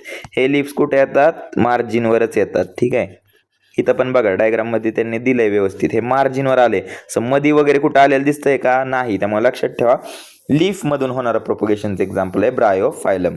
पुढे बेगोनिया, कॅलनको हे त्याचं एक्झाम्पल आहे. हे एक्झाम्पल फक्त लक्षात ठेवा, पण मेन एक्झाम्पल आपलं ब्रायोफायलम आहे, ते लक्षात ठेवा. ठीक आहे, पुढं स्टेम किंवा रायझोमचं एक्झाम्पल दिलंय त्यांनी. रायझोमचं उदाहरण टर्मरिक असतं किंवा जिंजर असतं. आता आलं किंवा हळद कशी उगते सर्वांना माहिती आहे. आलं येतं जमिनीत, ते तोडलं, परत लावलं की त्यापासून परत आल्याचं झाड उगून येऊ शकतं. मग अशा प्रकारे आपण सीड न लावता ते रायझोमचा किंवा स्टेमचा वापर करतो. आता आपण जिंजर किंवा आलं मग ते जमिनीत उगतंय, पण ते रूट आहे का, तर नाही, ते स्टेमचं मॉडिफिकेशन आहे. ठीक आहे, मग स्टेम लावल्यावर अख्खं प्लांट तयार होतं, ह्याचा अर्थ. त्यामुळे ह्याचं एक्झाम्पल लक्षात ठेवा, रायझोमचं, टर्मरिक किंवा जिंजर. दुसरं उदाहरण स्टेम मधलं ट्यूबर, त्याचं उदाहरण आहे पोटॅटो, बटाटा. तुम्हाला माहिती आहे बटाट्याला कोंब वगैरे येतात. तोच बटाटा हाफ कट करून किंवा तो कोंबवाला पार्ट कट करून जमिनीत लावला तर त्यापासून बटाट्याचं जे प्लांट आहे ते आपल्याला तयार झालेलं दिसतं. म्हणजे इथं आपण सीड लावतोय का, नाही, तर पोटॅटोच त्याचा कोंबवाला पार्ट, आयवाला पार्ट कट करून लावतोय, आणि त्यापासून अख्खं झाड आपल्याला तयार झालेलं मिळतंय. सीड लावत नाहीयेत. पुढं उदाहरण दिलंय बल्ब्सचं. बल्ब म्हणजे असं हे तुम्हाला बल्ब सारखं दिसतं ना, फुगीर असा भाग दिसतोय, ह्याला आपण बल्ब असं म्हणतो. मग बल्बचं एक्झाम्पल दिले ऑनियन. आता कांद्याचं तुम्हाला माहिती आहे की कांद्याला जर आपण असं तुम्ही एक्सपेरिमेंट तो कधीतरी बघितला असेल, केला असेल की एक जार किंवा एक वेसल घेतलं, त्यात पाणी गच्च भरलं, आणि त्याला एक टूथपिक घालून त्यात कांदा अडकावला, तर कांद्याला मुळं अशी वगैरे आलेली दिसतात, है ना. तेच आपण 5-6 दिवस ठेवलं तर मुळं येतात, वर असं लिव्स किंवा शूट जन्माला येतात. मग हे तुम्ही एक्सपेरिमेंट केला असेल, लसणाच्या बाबतीत सुद्धा हेच होतं. त्यामुळे हे जे प्लांट्स असतात ते स्टेमचं मॉडिफिकेशन दाखवतात, आणि ते स्टेमचं मॉडिफिकेशन काय आहे तर ते बल्ब आहे. ठीक आहे, बल्बचं एक्झाम्पल लक्षात ठेवा काय आहे, कांदा, ऑनियन. ठीक आहे, हे एक्झाम्पल लक्षात ठेवा. नंतर शुगर केन. आता सगळ्यांनी ऊस तर खाल्लाच असेल, उन्हाळ्यात सर्वांनी ऊस खाल्ला असेल, ऊसाचा रस पिला असेल. तर आता ऊस पण काय बी वगैरे लावून तयार होत नाही. तर आता ऊसाला काय असतात, नोड्स आणि इंटरनोड्स असतात. सर्वांनी ऊस तर पाहिलाच असेल. ऊस पाहिला असेल तर ऊसाला असे लाईन्स असतात आहे ना. समजा ऊस आहे तर असे लाईन असतात. तर हे जे लाईन्स असतात, ह्या लाईन्सलाच आपण काय म्हणतो, नोड असं म्हणतो. काय म्हणतो त्याला, नोड. आणि ह्यांच्या मधला जो सेक्शन असतो ना त्याला आपण म्हणतो इंटरनोड. इंटर म्हणजे मधी, नोडच्या मधला भाग, दोन नोडच्या मधला भाग असतो इंटरनोड. मग जेव्हा आपण शुगर केन लावत असतो तेव्हा आपण ऊसच घेतो आणि ऊसाचेच बारीक बारीक तुकडे करतो. पण तुकडे करताना ही काळजी घ्यायची की त्या तुकड्यावर काय असलं पाहिजे, आय किंवा बड असला पाहिजे, डोळा असला पाहिजे. जर डोळा असेल, इथं तुम्ही डायग्राम मध्ये बघू शकताय बघा, हे शुगर केनच आहे. ह्यामध्ये बघा हे नोड आहे. ठीक आहे, हे नोड आहे, मधला भाग ह्यांच्यातला इंटर नोड असतो. आणि ह्याच तुकड्यावर काय एक बड आहे, डोळा आहे. तो डोळा जेव्हा आपण जमिनीत लावतो त्या डोळ्यापासूनच काय आपल्याला दिसतात, नवीन लिव्ज आलेले दिसतात. आणि ह्या खालच्या भागापासून तुम्हाला दिसतंय की रूट्स आलेत. ठीक आहे, मग शुगर केनच्या एका छोट्या पार्टपासून ज्याच्यावर बड आहे त्यापासून आपण अख्खं शुगर केनचं जे क्रॉप आहे ते डेव्हलप करतोय. मग ही मेथड कुठली झाली, असेक्शुअल रिप्रोडक्शन झाली आणि बाय नोड. ठीक आहे, त्यामुळे व्हेजिटेटिव्ह प्रपोगेशन आता सर्वांना कळलं असेल. एकदा रिवाइज करू आणि मग पुढे जाऊ. सांगा, व्हेजिटेटिव्ह रिप्रोडक्शन मध्ये सीड्स पार्टिसिपेट करतात का नाही? व्हेजिटेटिव्ह रिप्रोडक्शन म्हणजे असेक्शुअल मोड ऑफ रिप्रोडक्शन, जिथं आपण प्लांट्सचे कुठले पार्ट्स वापरतो, व्हेजिटेटिव्ह पार्ट्सचा यूज करतो. त्यांच्या मदतीने आपण न्यू प्लांट्स फॉर्म करतो जे जेनेटिकली आयडेंटिकल असतात त्यांच्या पॅरेंट्स सारखे. झाडाचे व्हेजिटेटिव्ह पार्ट्स कुठले आहेत तर रूट, स्टेम, लिव्स, आय आणि बड हे प्लांटचे व्हेजिटेटिव्ह पार्ट्स आहेत. आता प्रत्येकाचं एक्झाम्पल व्यवस्थित लक्षात ठेवा. रूटचं एक्झाम्पल स्वीट पोटॅटो लक्षात ठेवा, तुमच्या पुस्तकात ते दिलंय. ॲस्पॅरागस, दहलिया हे लक्षात ठेवा. लीफचं एक्झाम्पल ब्रायोफायलम लक्षात ठेवा. पर्णफुटी जमिनीवर पडलं की किनाऱ्यावर मार्जिन्सवर त्याच्या लीफ आणि रूट्स उगवतात आणि त्यापासून आखी झाडं उगू शकतात. कॅलेनकोन, बेगोनिया. स्टेमचं एक्झाम्पल लक्षात ठेवा. रायझोमचं एक्झाम्पल आहे टर्मरिक म्हणजे आपलं हळद किंवा जिंजर जे आलं. ट्यूबरचं लक्षात ठेवा. पोटॅटो म्हणजे बटाटा, बटाट्याला डोळा असतो, डोळा लावला की उगवतं ते. बटाटा म्हणजे स्टेमचं मॉडिफिकेशन आहे. बल्बचं उदाहरण लक्षात ठेवा. ऑनियनला पण शूट आणि किंवा लिव्ज आणि हे येऊ शकतात, रूट्स येऊ शकतात जेव्हा आपण त्याला पाण्यात भिजवतो. ते एक्सपेरिमेंट मी सांगितलंय. ठीक आहे, किंवा कांदा लावताना सुद्धा अर्धा कांदा जमिनीत लावला तरी तो त्यापासून अख्खं कांद्याचं ते रोप येऊ शकतं. आणि लास्ट आहे नोड जे आहे ते स्टेमचंच मॉडिफिकेशन आहे. ठीक आहे, कारण आपण शुगर केनचा हा स्टेमच घेतोय ना, त्याच स्टेमला छोट्या छोट्या पीसमध्ये कट करतोय, छोट्या छोट्या पार्ट्समध्ये कव्हर करतोय. आणि त्यातला जो आयवाला सेक्शन असेल, ज्या नोडवर किंवा ज्या स्टेमच्या भागावर आय किंवा बड असेल तो पार्ट आपण जमिनीत लावतो. तर वरच्या साईडला बड असेल तर त्यापासून लिव्ज किंवा शूट उगवतं, खालच्या साईडला बड असेल तर त्यापासून रूट्स उगवतात. कळतंय? मग हे आहे व्हेजिटेटिव्ह रिप्रोडक्शन. आपण पुढे जाऊया, चला. Artificial methods. आता आर्टिफिशियल म्हणजे काय? आता वर जे झालं ते सगळं जे होत होतं ते पण म्हणजे आपणच करत होतो. पण हे जे आहे काही वेळा नैसर्गिक सुद्धा होतं. जसं ब्रायोफायलमचं लीफ हे नॅचरली गळून पडलं की लगेच ब्रायोफायलम उगू शकतं. मग काही प्रक्रिया ह्यात नॅचरली होत्या. पण आता आपण आर्टिफिशियल शिकतोय. आर्टिफिशियल म्हणजे काय? हे आपण डिसाईड केलेल्या पद्धती. ठीक आहे, आपल्याला पाहिजे तसं आपण ते झाड बनवू शकतो. ठीक आहे, आपली डिझायर आहे ती. डिझायर म्हणजे काय? आपली इच्छा आहे. आपल्याला झाड असं पाहिजे तर आपण त्या झाडामध्ये बदल घडवून आणू शकतो. मॅनमेड टेक्निक्सचा यूज इथं केला जातो, त्यामुळे ह्याला म्हणायचं आर्टिफिशियल मेथड. ठीक आहे, तर आर्टिफिशियल मेथड म्हणजेच काय? तर ह्यात कुठल्या मेथड वापरतो आपण? ॲग्रिकल्चरल आणि हॉर्टिकल्चरल. म्हणजे हे हॉर्टिकल्चर म्हणजेच काय? तर वनस्पतींना किंवा जे व्हेजिटेबल क्रॉप्स असतात, फ्रुट्स असतात, ह्यांना आपल्याला पाहिजे तसं ग्रो करता येतं, पाहिजे तसे कंडिशन्स त्याला देता येतात, पाहिजे तसं हायब्रिड्स तयार करता येतात. त्यासाठी आपल्याला पाहिजे ती व्हरायटी तयार करायची असते. त्यासाठी जी मेथड असते त्यालाच आपण ॲग्रिकल्चरल किंवा हॉर्टिकल्चर मेथड असं म्हणतो. आणि ही आपण प्लॅनिंगनी करतोय ना, कुठला पार्ट कट करायचा आहे, कुठल्या झाडाला लावायचा आहे, कुठली व्हरायटी पाहिजे, मग ती डिसीज रेजिस्टंट पाहिजे का, पेस्ट रेजिस्टंट पाहिजे का, ड्रॉट रेजिस्टंट पाहिजे का, जास्त तापमानात उगणारं झाड पाहिजे का, कमी तापमानात उगणारं झाड पाहिजे का, त्या झाडाचं यील्ड म्हणजेच उत्पादन काय असेल ते जास्त निघलं पाहिजे, कसं पाहिजे ते झाड, हे कोण ठरवतंय, आपण ठरवतोय. त्यामुळे ही कसली मेथड आहे, आर्टिफिशियल मेथड आहे. कारण सगळं आपल्या मर्जीनुसार चाललंय, निसर्गाचा रोल इथं फार कमी आहे. आपण आपल्या मर्जीनुसार झाड तयार करतोय. ठीक आहे.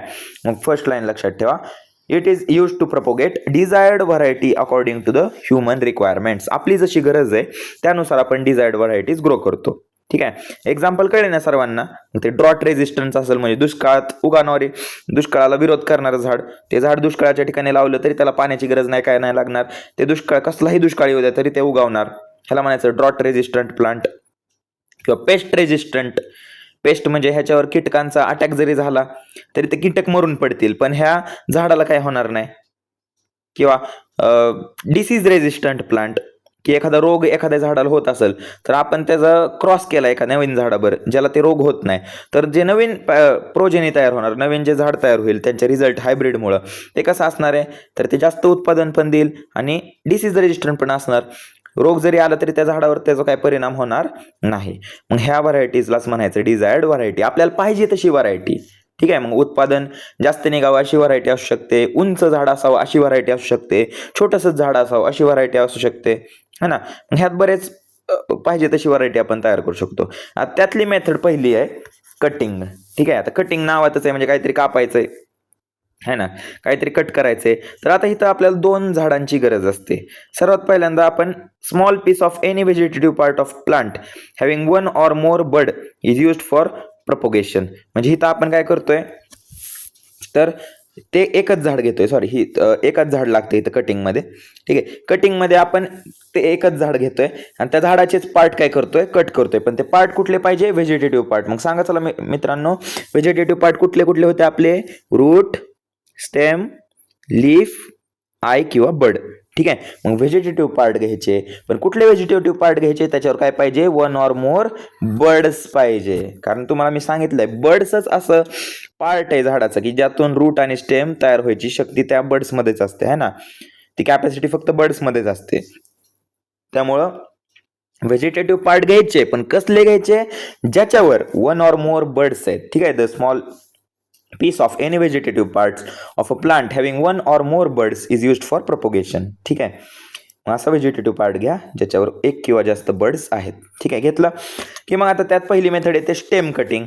तर हे चित्र तुम्हाला दिसत असेल, ह्या चित्रामध्ये दिसतंय की आपण काय करतोय, हे स्टेम आहे बघा, हे प्लांट आहे, हे प्लांटचं काय स्टेम आहे. ह्या स्टेमचा एक सेक्शन आपण ब्लेडच्या मदतीने काय केला, कट केला. आणि तोच पोर्शन थोडा स्टरलाइज करून म्हणजे त्या भागाला थोडं स्वच्छ करून आपण मातीमध्ये तो पुरून दिला. आता मातीमध्ये पुरून दिला की काय होणार आहे, ह्यापासूनच थोडे रूट्स ग्रो होणार आहेत आणि हे झाडालाच मग अशी ग्रोथ काही दिवसांनी आपल्याला बघायला मिळते. इथं आपण रेग्युलर वॉटर, न्यूट्रिएंट्स वगैरे सप्लाय त्याला करणार आहे. म्हणजे इथं आपण सीड लावलंय का, तर नाही, सीडचा यूज केला नाही. आपण त्याच झाडाचा एक पार्ट कट केलाय, स्टेम कट केलाय ज्याच्यावर बड आहे, आणि तो पार्ट आपण स्टरलाइज करून स्वच्छ करून व्यवस्थित नवीन कुंडीमध्ये, नवीन सँडमध्ये लावलाय, सॉइल कंपोस्टमध्ये लावलाय, त्याला व्यवस्थित न्यूट्रिएंट्स दिलेत आणि त्या छोट्याशा स्टेमच्या तुकड्यापासनं, स्टेमच्या कटिंगपासनं आपण एक नवीन रोप आपल्याला तयार झालेलं दिसेल, नवीन झाड तयार झालेलं दिसेल. ह्या पद्धतीलाच म्हणायचं स्टेम कटिंग. ठीक आहे. स्टेम कट करून लावायचं, बस एवढंच समजून घ्या. ह्याचं उदाहरण काय आहे, तर रोज आणि बोगनवेलिया. ठीक आहे. बोगनवेलिया तुम्ही बघितलं असेल, आपल्या रस्त्यावर बऱ्याच वेळा झाडं असतात, पातळ अशी फुलं येतात, व्हाईट कलरची किंवा लेव्हेंडर कलरची, गुलाबी कलरची. मग ते झाड बोगनवेलियाचं झाड असतं. गुलाब तर तुम्हाला माहितीच आहे, तुमच्या आवडीचंच आहे ते, त्यामुळे तुम्हाला ते माहितच आहे. ठीक आहे. नंतर आता पुढं लीफ कटिंग. आता लीफ कटिंग म्हणजेच काय, तर हा बघा, हे लीफ असेल तर लीफचेच काय करायचे, छोटे छोटे तुकडे करायचे आणि हे लीफ मातीत पुरून द्यायचं. ठीक आहे. हे लीफचा एक तुकडा, दुसरा तुकडा, तिसरा तुकडा, असं सॉइलमध्ये तो पुरून द्यायचा की त्या पार्टपासनं, त्या लीफपासनं नवीन अख्खा प्लांटच तयार होईल. ह्याला म्हणायचं लीफ कटिंग. लीफ कट करून त्याला प्रॉपर न्यूट्रिएंट्स द्यायचे, सँडमध्ये प्लांट करायचंय, व्यवस्थित त्या लीफपासूनच नवीन झाड उगवणार. ह्याचं एक्झाम्पल आहे सॅन्सविएरिया. ठीक आहे. सॅन्सविएरिया. ओके. सॅन्सविएरिया हे उदाहरण आहे, लक्षात ठेवा. बेस्ट एक्झाम्पल ह्याचं तुम्ही आता लीफ कटिंगचं तसं ब्रायोफायलम नाहीये, पण ब्रायोफायलम सुद्धा किंवा तुम्ही हे बघितलं असेल आपलं ब्रह्मकमळ सर्वांनी बघितलं असेल. ब्रह्मकमळाचं पान जे आहे, ते पान जर असं नुसतं मातीत लावलं, पान तोडून मातीत लावलं तर त्यापासून देखील ब्रह्मकमळ येऊ शकतं. त्यामुळे ते उदाहरण सुद्धा ह्याचं आहे. पण तुमच्या पुस्तकात सॅन्स विएरिया दिले ते लक्षात ठेवा. पुढं रूट कटिंग. रूट कटिंग म्हणजे काय, त्याचं एक्झाम्पल आहे ब्लॅकबेरी. तर रूट कट करायचे हो का. ह्या चित्रामध्ये तुम्हाला दिसतं असेल की आपण हे रूट आले, एक्सटेंडेड रूट आहे, कट केलं ह्या पार्टपासनं ह्या पार्टला. जमिनीत जेव्हा आपण प्लांट केलं तेव्हा वरच्या भागापासून शूट उगावले, खालच्या भागापासून रूट उगावले. ठीक आहे. मग आपण व्हेजिटेटिव्ह पार्ट्स बद्दल बरेच काय काय शिकलोय. स्टेम कटिंग सर्वांना कळलं असेल, लीफ कटिंग कळलं असेल आणि रूट कटिंग कळलं असेल. कट करायचंय आणि सॉइलमध्ये ह्याला प्लांट करायचंय. लावलं की त्यापासून नवीन झाड तयार झालेलं दिसतं. ठीक आहे. आता इथं डिझायर्ड व्हरायटी तयार होती का ह्या केसमध्ये, तर नाही होत. डिझायर्ड व्हरायटी तेव्हाच तयार होईल जेव्हा आपण दोन झाडांना मिक्स करू. आता कटिंग मेथडमध्ये आपण मिक्सिंग काय करतोय का, नाही, तेच झाडे त्यालाच कट करतोय. त्यामुळे इथं डिझायर्ड व्हरायटी तयार व्हायचा काही प्रश्न नाही. ही वाक्य जे आहे ते ओव्हरऑल मेथडसाठी मी लिहिलेलं आहे. ठीक आहे, टाकलेलं आहे. ओव्हरऑल ॲग्रिकल्चर आणि हॉर्टिकल्चर मेथड का वापरायची, तुम्हाला जर विचारलं 1 मार्करला की का आपण आर्टिफिशियल मेथड्स वापरतो, का हॉर्टिकल्चर मेथड्सचा यूज करतो, तर तुम्हाला सांगता आलं पाहिजे. त्यासाठी हे वाक्य दिले. हे कॉमनमध्ये वाक्य आहे पुढच्या मेथडसाठी सुद्धा आणि ह्या मेथडसाठी सुद्धा. आर्टिफिशियल मेथडसाठी हे कॉमन मध्ये वाक्य आहे की for propagation of desired variety of plant for human requirements आपण आर्टिफिशियल मेथडचा यूज करतो. ठीक आहे. कटिंगमध्ये कुणाला काही प्रॉब्लेम नसलच असं मला वाटतं. चलो आपण पुढे जाऊया. आता ग्राफ्टिंग. पुढची टेक्निक काय आहे, ग्राफ्टिंग. आता ग्राफ्टिंग म्हणजे कलम करणं. ठीक आहे. मराठीत आपण हा शब्द तुमच्या ओळखीचा असेल, कलम करणे आहे ना. कलमाचं झाड आहे आपण म्हणतो, कलमाचा आंबा. उन्हाळ्यात सर्वांनी आंबा खाल्लाच असेल है ना. मग तेव्हा प्रत्येकाच्या मनात विचारला आला असेल की आपल्या शेजारी पण एक झाड आहे, मग त्याला आपण कलम केला तर चांगली ब्रीड मिळेल, चांगली व्हरायटी मिळेल. आपण नुसतं म्हणतो पण काय करत तर नाही. आळस आपल्याला नडतो. आपण नुसतं आंबा खाऊन टाकतो आणि सीझन संपला की विसरून जातो की आपल्याला कलम करायचा होता वगैरे वगैरे. पण ज्यांनी कलम करताना बघितलंय किंवा जे शेतकरी कुटुंबातले त्यांना माहित असेल कलम म्हणजे काय असतं. ठीक आहे. मग तीच जी मेथड आहे त्यालाच इंग्लिशमध्ये आपण काय म्हणतो, ग्राफ्टिंग. आता कलम करताना तुम्हाला इथे चित्रामध्ये दिसतंय की एक झाड आपण घेतो. आता इथं डिझायर्ड व्हरायटी तयार होतात. ठीक आहे. म्हणजे झाडाचं जे रूटेड पार्ट आहे, जो रूट आता इथं मुळं उगवलीत ना ह्या प्लांटला, मग हा झाला आपला रूटेड पार्ट जो मातीमध्ये फिक्स आहे. हा एक व्हरायटीचा असणार आहे आणि जी व्हरायटी ह्याला जॉईन करणार आहे ती वेगळ्या व्हरायटीची असणार आहे. आणि ह्या दोघांचे मिक्स झाल्यामुळे हे दोन पार्ट एकत्र आल्यामुळं एक तिसरी व्हरायटी तयार झालेली दिसेल. ह्यालाच आपण कलम वालं झाड असं म्हणतो. ठीक आहे. कलम वाली वनस्पती म्हणतो. ठीक आहे. त्याकडे दोनाचे कॅरेक्टर असतात. म्हणजे त्याला ते ग्रोथ जे असतं भक्कमपणा त्याला तो खालच्या पार्टपासून मिळतो, पण ते जे कॅरेक्टर असतात किंवा जे फळ वगैरे येतं ते वरच्या पार्ट सारखं येतं. आंब्याचं तुम्ही बऱ्याचदा बघितलं असेल, त्यामुळे ही मेथड जास्त समजवायची गरज आहे असं मला तरी वाटत नाही. ठीक आहे. कधी नसेल बघितलं तर तुम्हाला आता प्रॅक्टिकल वगैरे करायला मिळेल, त्यावेळेस तुम्ही बघतालच. ठीक आहे. की ग्राफ्टिंग कशी करतात. तर लक्षात ठेवा की इथं 2 प्लांट्सची गरज असते ग्राफ्टिंग करताना. ठीक आहे. Such a way that they grow as 1 plant. ठीक आहे. हे 2 वेगवेगळी झाड आहेत एकाच स्पेसीची. नाही तर तुम्ही म्हणताल वेगवेगळे, एकच स्पेसी. खालचं जर आंब्याचं असेल तर वरचं पण आंब्याचंच घ्यायचं. खालचं गुलाबाचं घेतलं तर वरचं सुद्धा गुलाबाचंच घ्यायचं. नाहीतर खालचं आंब्याचं घेताय आणि वरचं फणसाचं घेताय, तसं चालणार नाही. स्पेसीज सेम पाहिजे. ठीक आहे.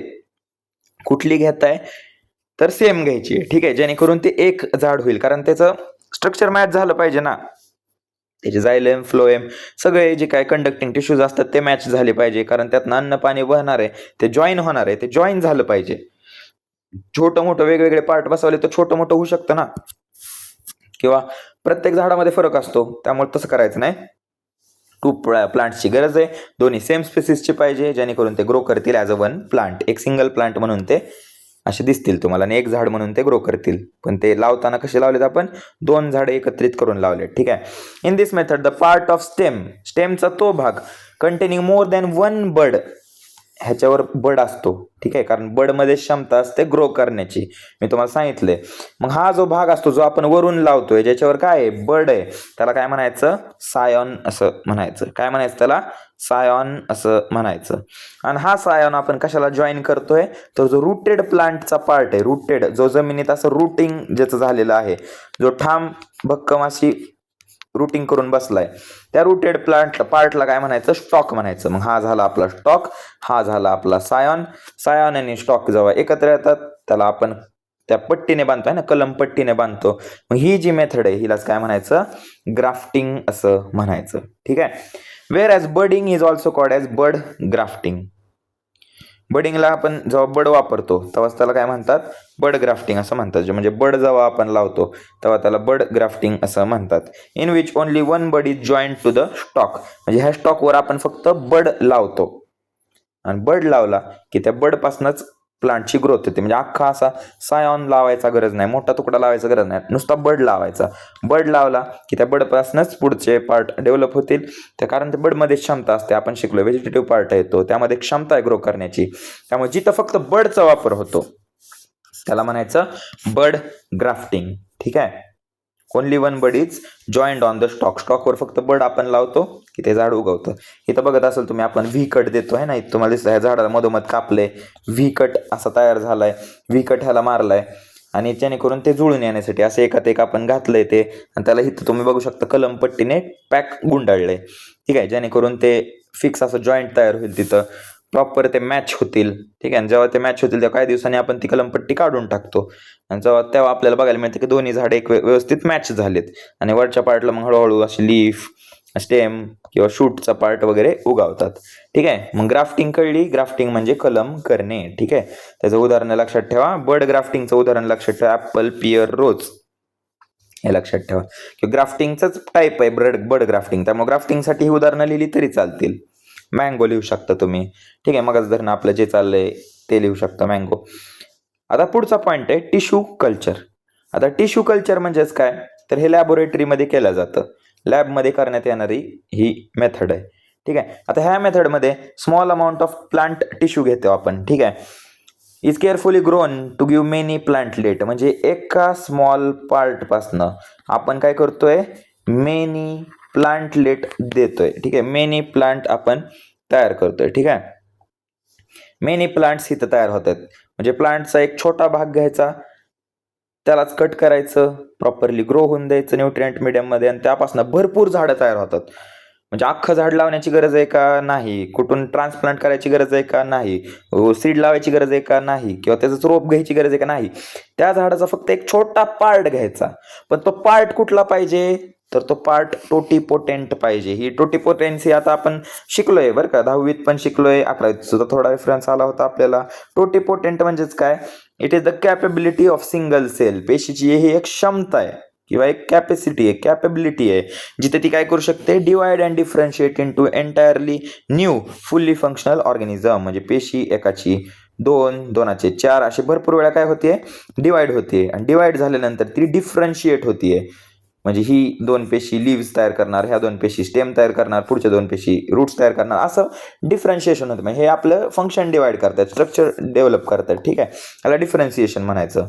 टोटीपोटेन्सी म्हणजे कळलं, एक सेलची क्षमता डिवाइड होण्याची आणि डिफरन्शिएट होण्याची. डिफरन्शिएट कळलं, डिवाइड म्हणजे सेम सेल्स तयार होतात, आणि जेव्हा हे डिफरन्शिएट होतात तेव्हा ह्या दोन स्टेम सेल्स बनतील, ह्या रूटच्या सेल्स बनतील. हे रूटचं फंक्शन करतील की ॲब्झॉर्प्शन, स्टेमचं फंक्शन की झाडाला सपोर्ट देणं, हे लीफचं सेल्स बनतील फोटोसिंथेसिस करणं. म्हणजे हे आपले फंक्शन वाटून घेतात, स्ट्रक्चर बदलतात, ह्यालाच म्हणायचं डिफरन्सिएशन. कळतंय.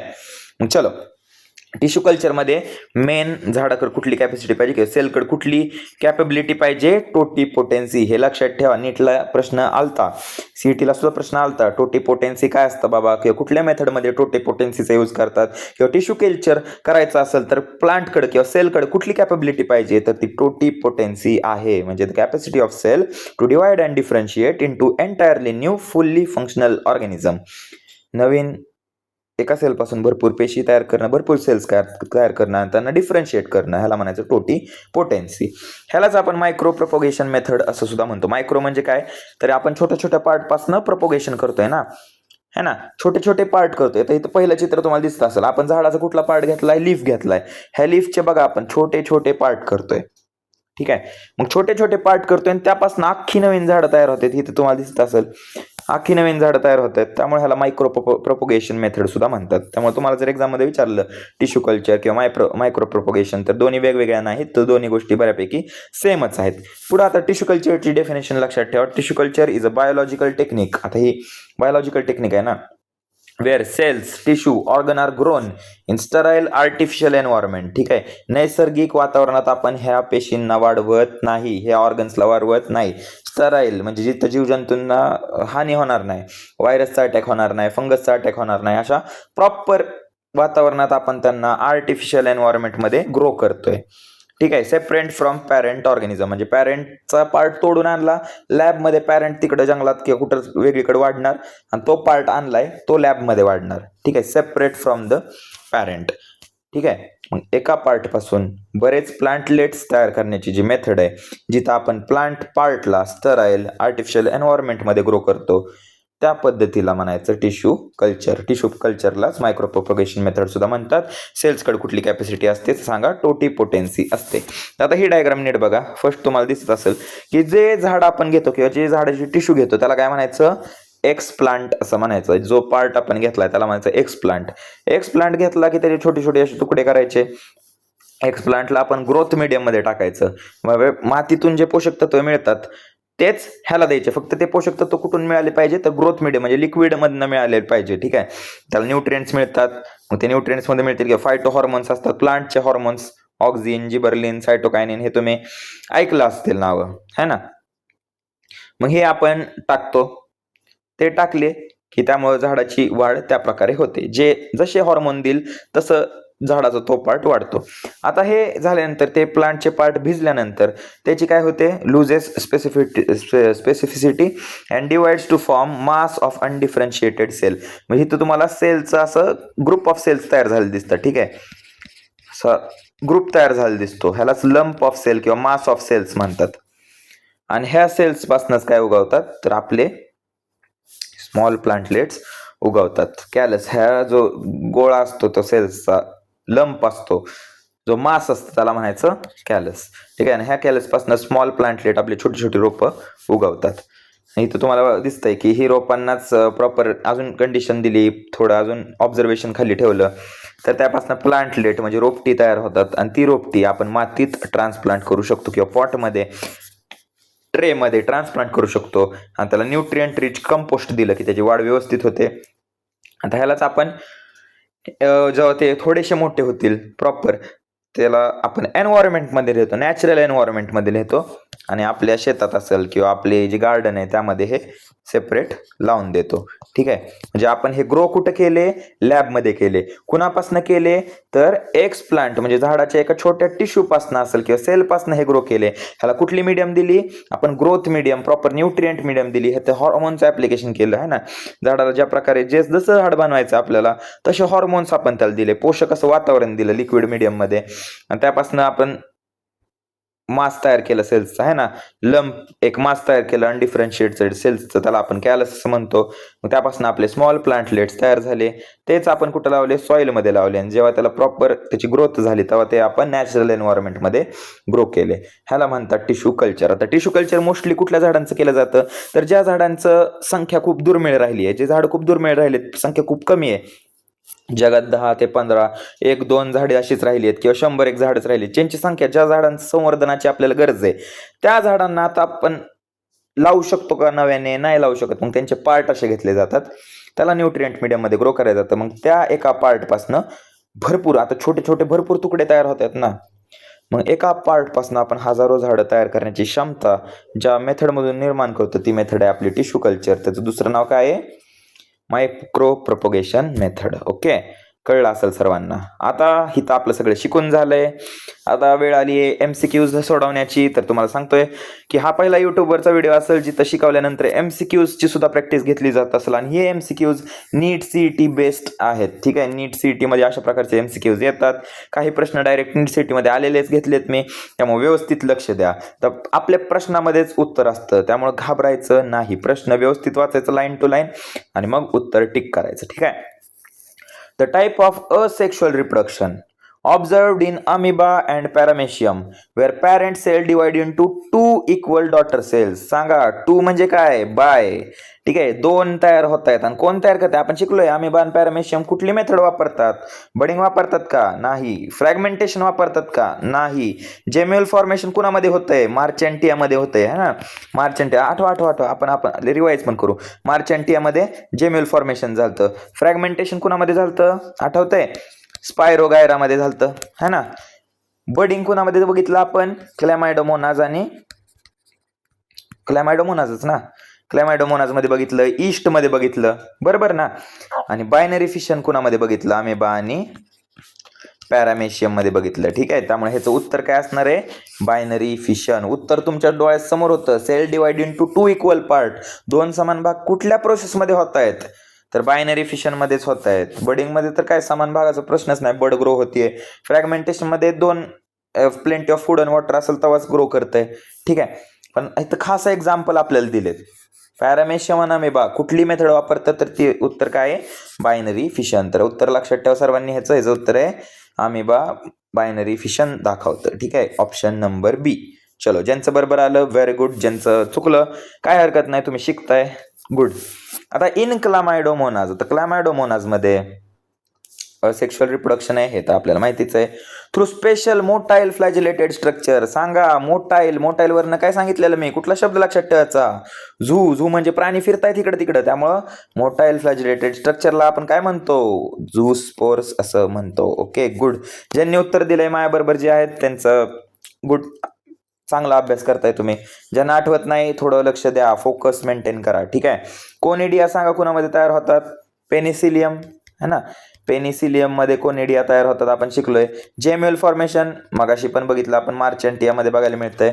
आणि बर्ड फॉर्मेशन आपण बघितलं, बर्ड्स आपण शुगर केन मध्ये बघितलं. व्हेजिटेटिव्ह प्रोपोगेशनची ही मेथड आहे, रोज वगैरे ह्यामध्ये आपण बघितलं. आणि झूस्पोर एक ऑप्शन आहे जे आपण क्लॅमायडोमोनाससाठी शिकलोय. नावातच आहे, झू म्हणजे काय? मोटाईल. स्पोर म्हणजे काय? स्पोर्स. मोटाईल स्पोर्स कोण तयार करताय? क्लॅमायडोमोनास. ठीक आहे, क्वेश्चन नंबर 2 सर्वांना कळला? चलो, question number 3. Which of the following plants naturally reproduces vegetatively using leaves. लीव्सचा वापर कुठल्या मेथडमध्ये करतात? सांगा. शिकलोय आपण. जिंजर काय? राईझोम आहे. बटाटा काय? बटाटा स्टेम आहे. ओके. लॉन ग्रास काय? आपल्याला माहित नाही. मग राहिलं काय ऑप्शन? ब्रायोफायलम, पर्णफुटी. ठीक आहे, आठवतंय का? पान असतं, ते पान जमिनीवर पडलं की वरच्या साईडला मार्जिनवर लीफ शूट उगवतं, खालच्या साईडला रूट्स उगवतात. आठवतंय ना? डायग्राम आठवते का नाही? हा, मग ह्याचं उदाहरण आहे पर्णफुटी. लीव्सचा वापर, लीफ कडून होणारं प्रोपगेशनचं एक्झाम्पल आहे bryophyllum. Answer option number A, bryophyllum. Good. ज्यांनी बरोबर उत्तर दिलंय, गुड गुड गुड. ठीक आहे, पुढं इन ग्राफ्टिंग मेथड. आता ग्राफ्टिंग मेथड आहे. ग्राफ्टिंग म्हणजे कलम करणे of artificial vegetative propagation. Rooted plant, जो रूटेड आहे, जो खाली सॉइल मध्ये आहे, वरनं लावतोय तो नाही. आपण शिकलोय ना, वरनं एक लावतो तो एक पार्ट, आणि जो खाली असतो रूट मध्ये तो एक पार्ट, है ना. वरनं लावतो त्याला काय म्हणतो आपण? सायॉन. आणि खाली लावतात त्याला काय म्हणतो आपण? स्टॉक असं म्हणतो. मग हे सायॉन वर लावतात. कॅलस म्हणजे आपण आता टिश्यू कल्चर मध्ये शिकलो आहे ना, ते लंप तयार होतो, मी नाही म्हणलं, सेल्सचा ग्रुप तयार होतो, त्यालाच आपण काय म्हणतो? कॅलस म्हणतो. क्लोन म्हणजे काय? तर असेक्शुअल रिप्रोडक्शन मध्ये जे मॉर्फोलॉजिकली आणि जेनेटिकली सेम असतात त्यांना आपण क्लोन म्हणतो, हे पण माहिती आहे. मग राहिलं काय आपलं? स्टॉक. स्टॉक नेहमी रूटेड असतो, लक्षात ठेवा. उत्तर तुमच्या समोरच होतं, सगळं समोरच होतं, फक्त डोकं लावण्याची गरज आहे. कन्सेप्ट लक्षात ठेवा. ठीक आहे, रूटेड जे ज्याचं मूळ स्ट्रॉंग असतं, जे खाली आपण लावतो ते असतं स्टॉक, आणि वरनं जो भाग लावतो त्याला म्हणायचं सायॉन. ठीक आहे, चलो पुढं. Formation of internal asexual bird. Formation of internal म्हणजे काहीतरी आत तयार होतंय. असेक्शुअल बर्ड्स आहेत हे, आता बर्ड तयार होतंय. ठीक आहे, रेजिस्टिंग हार्श एन्व्हायरमेंटल कंडिशन. कुठल्या कंडिशन मध्ये ग्रो करते? हार्श म्हणजे अनफेवरेबल कंडिशन आहेत. In fresh water sponges is non as dash dash dash. आता ह्याचं आता प्रश्न तुम्हाला थोडा वेगळा वाटत असेल, पण नाही, हे एक प्रश्न आपल्या कॉमन सेन्सवर सोडवण्यालायक आहे. आता इंटरनल वर न कळत असेल काहीतरी आतमध्ये तयार होते, तर आता ऑप्शन आपण नीट वाचून घेऊ. आणि आतमध्ये तयार होते काय? तयार होतात आतमध्ये बर्ड्स तयार होतात. म्हणजे आन्सर मध्ये आपल्या बर्ड्स आणि आतमध्ये असं काहीतरी पाहिजे, है ना. हार्श एन्व्हायरमेंट आहे म्हणजे काहीतरी प्रोटेक्शन देणार पण पाहिजे. मग आठवा, प्रोटेक्शन, बर्ड आतमध्ये तयार होतंय कप, आठवतंय का? मग चलो आता एक्झोजिनस बडिंग, एक्झोचा अर्थ काय असतो? बाहेर. ऑप्शन सांगताय बाहेर, प्रश्न काय सांगताय? आत. त्यामुळे हे उत्तर नाही. पुढे नंतर बायनरी फिशन. बायनरी फिशन मध्ये बड तयार होतं का? नाही. बायनरी फिशन आम्ही मागाशीच बघितलं ना, एकापासून दोन तयार होतात, बडचा काय संबंध येत नाही. रिजनरेशन कोण करतं? प्लॅनरिया हेच एक्झाम्पल आहे ना. प्लॅनरिया आपण शिकलोय, प्लॅनरिया रिजनरेशन करतं, किती पण पार्ट मध्ये ते डिवाइड होतं आणि जेवढे पार्ट बनतात त्यापासून नवीन ऑर्गॅनिझम तयार होतंय. प्लॅनरिया तेच एक्झाम्पल आहे. बर्डचा काय संबंध आहे का इथं? नाही. मग राहिलं काय आन्सर? जेम्युअल फॉर्मेशन. एक्झाम्पल सांगा. मार्चेंटिया, मार्चेंटिया आहे का ना, मार्चेंटिया. मग चित्र दाखवलं होतं ना, जेमा कप्स असतात आणि त्याच्या आतमध्ये आपले स्पोर्स वगैरे तयार होतात. मग मी तेव्हा पण सांगितलेलं शिकवताना की कपच्या आत तयार होतंय, म्हणजे हे काहीतरी उघड्यावर का तयार होत नाही? प्रोटेक्शन देण्यासाठी तर तयार होत नाही ना. मग प्रोटेक्शन कुणापासनं? हार्श एन्व्हायरमेंट पासनं. दिसला शब्द? आणि ते कपच्या आत तयार होतंय म्हणजे कसं आहे? इंटरनल आहे. ठीक आहे. आणि हे बड आहे, त्यामुळं जेम्युअल फॉर्मेशन किंवा जिमा कप फॉर्मेशन एक्झाम्पल त्याचं मार्चेंटिया. ठीक आहे. चलो, ज्यांनी बरोबर उत्तर दिलं व्हेरी गुड. ज्यांचं चुकलंय त्यांना पण व्हेरी गुड. शिकताय तुम्ही, काय अडचण नाही. Which method of vegetative propagation, अशी कुठली व्हेजिटेटिव्ह प्रोपोगेशनची मेथड आहे जिथं joining a single bud instead of stem, म्हणजे स्टेमच्या ऐवजी काय वापरायचंय? बड वापरायचंय. With the leaf bud to the stock plant, म्हणजे स्टॉक जो आहे, जो खालचा रूटवाला पार्ट आहे, त्याला आता स्टेम लावायचं का? नाही. काय लावायचं? डायरेक्ट बड लावायचं. मग ती कुठली ग्राफ्टिंग आहे? स्टेम कटिंग येणार का? नाही. ग्राफ्टिंग विचारलंय आपल्याला ना, ग्राफ्टिंग मेथड आहे. ग्राफ्टिंग कटिंग वेगवेगळे आहे, त्यामुळे स्टेम कटिंग आन्सर नाहीये. मायक्रो प्रोपोगेशन म्हणजे काय असतं? टिश्यू कल्चर असतं, आपण शिकलोय. आणि लेअरिंग बद्दल आपण शिकलोय का काय? त्यामुळे हे पण ऑप्शन आहे. मग राहिलं ऑप्शन काय? बड ग्राफ्टिंग, जिथं आपण बड ग्राफ्ट करतोय, बड कलम करतोय है ना. ह्या स्टॉकवर आपल्याला डायरेक्ट बड लावायचं आणि त्या बडपासून मग शूट रूट वगैरे येतील किंवा ते फ्यूज होईल आणि त्यापासून शूट डेव्हलप होईल. रूट तर आपल्याकडे आधीच आहे, मग ह्याला म्हणायचं बड ग्राफ्टिंग. ज्यांनी आन्सर नंबर ए बरोबर केलंय व्हेरी गुड. ठीक आहे. चलो आता पुढं. A population of genetically identical individual, जे जेनेटिकली आयडेंटिकल असतात, ज्यांचे जीन्स पॅरेंट सारखे असतात, derived from a single parent. Single parent म्हणजे कुठली मेथड असणार? Asexual reproduction is called dash. अशी पॉप्युलेशन, अशी लोकसंख्या जी जेनेटिकली आयडेंटिकल आहे, त्यांच्या जी एका पॅरेंट पासून जन्माला येते थ्रू असेक्शुअल रिप्रोडक्शन, त्याला काय म्हणतात? सांगा लवकर. चला. हायब्रिड म्हणतात का? नाही. मी सांगितलं हायब्रिड किती जणांपासून तयार होतं?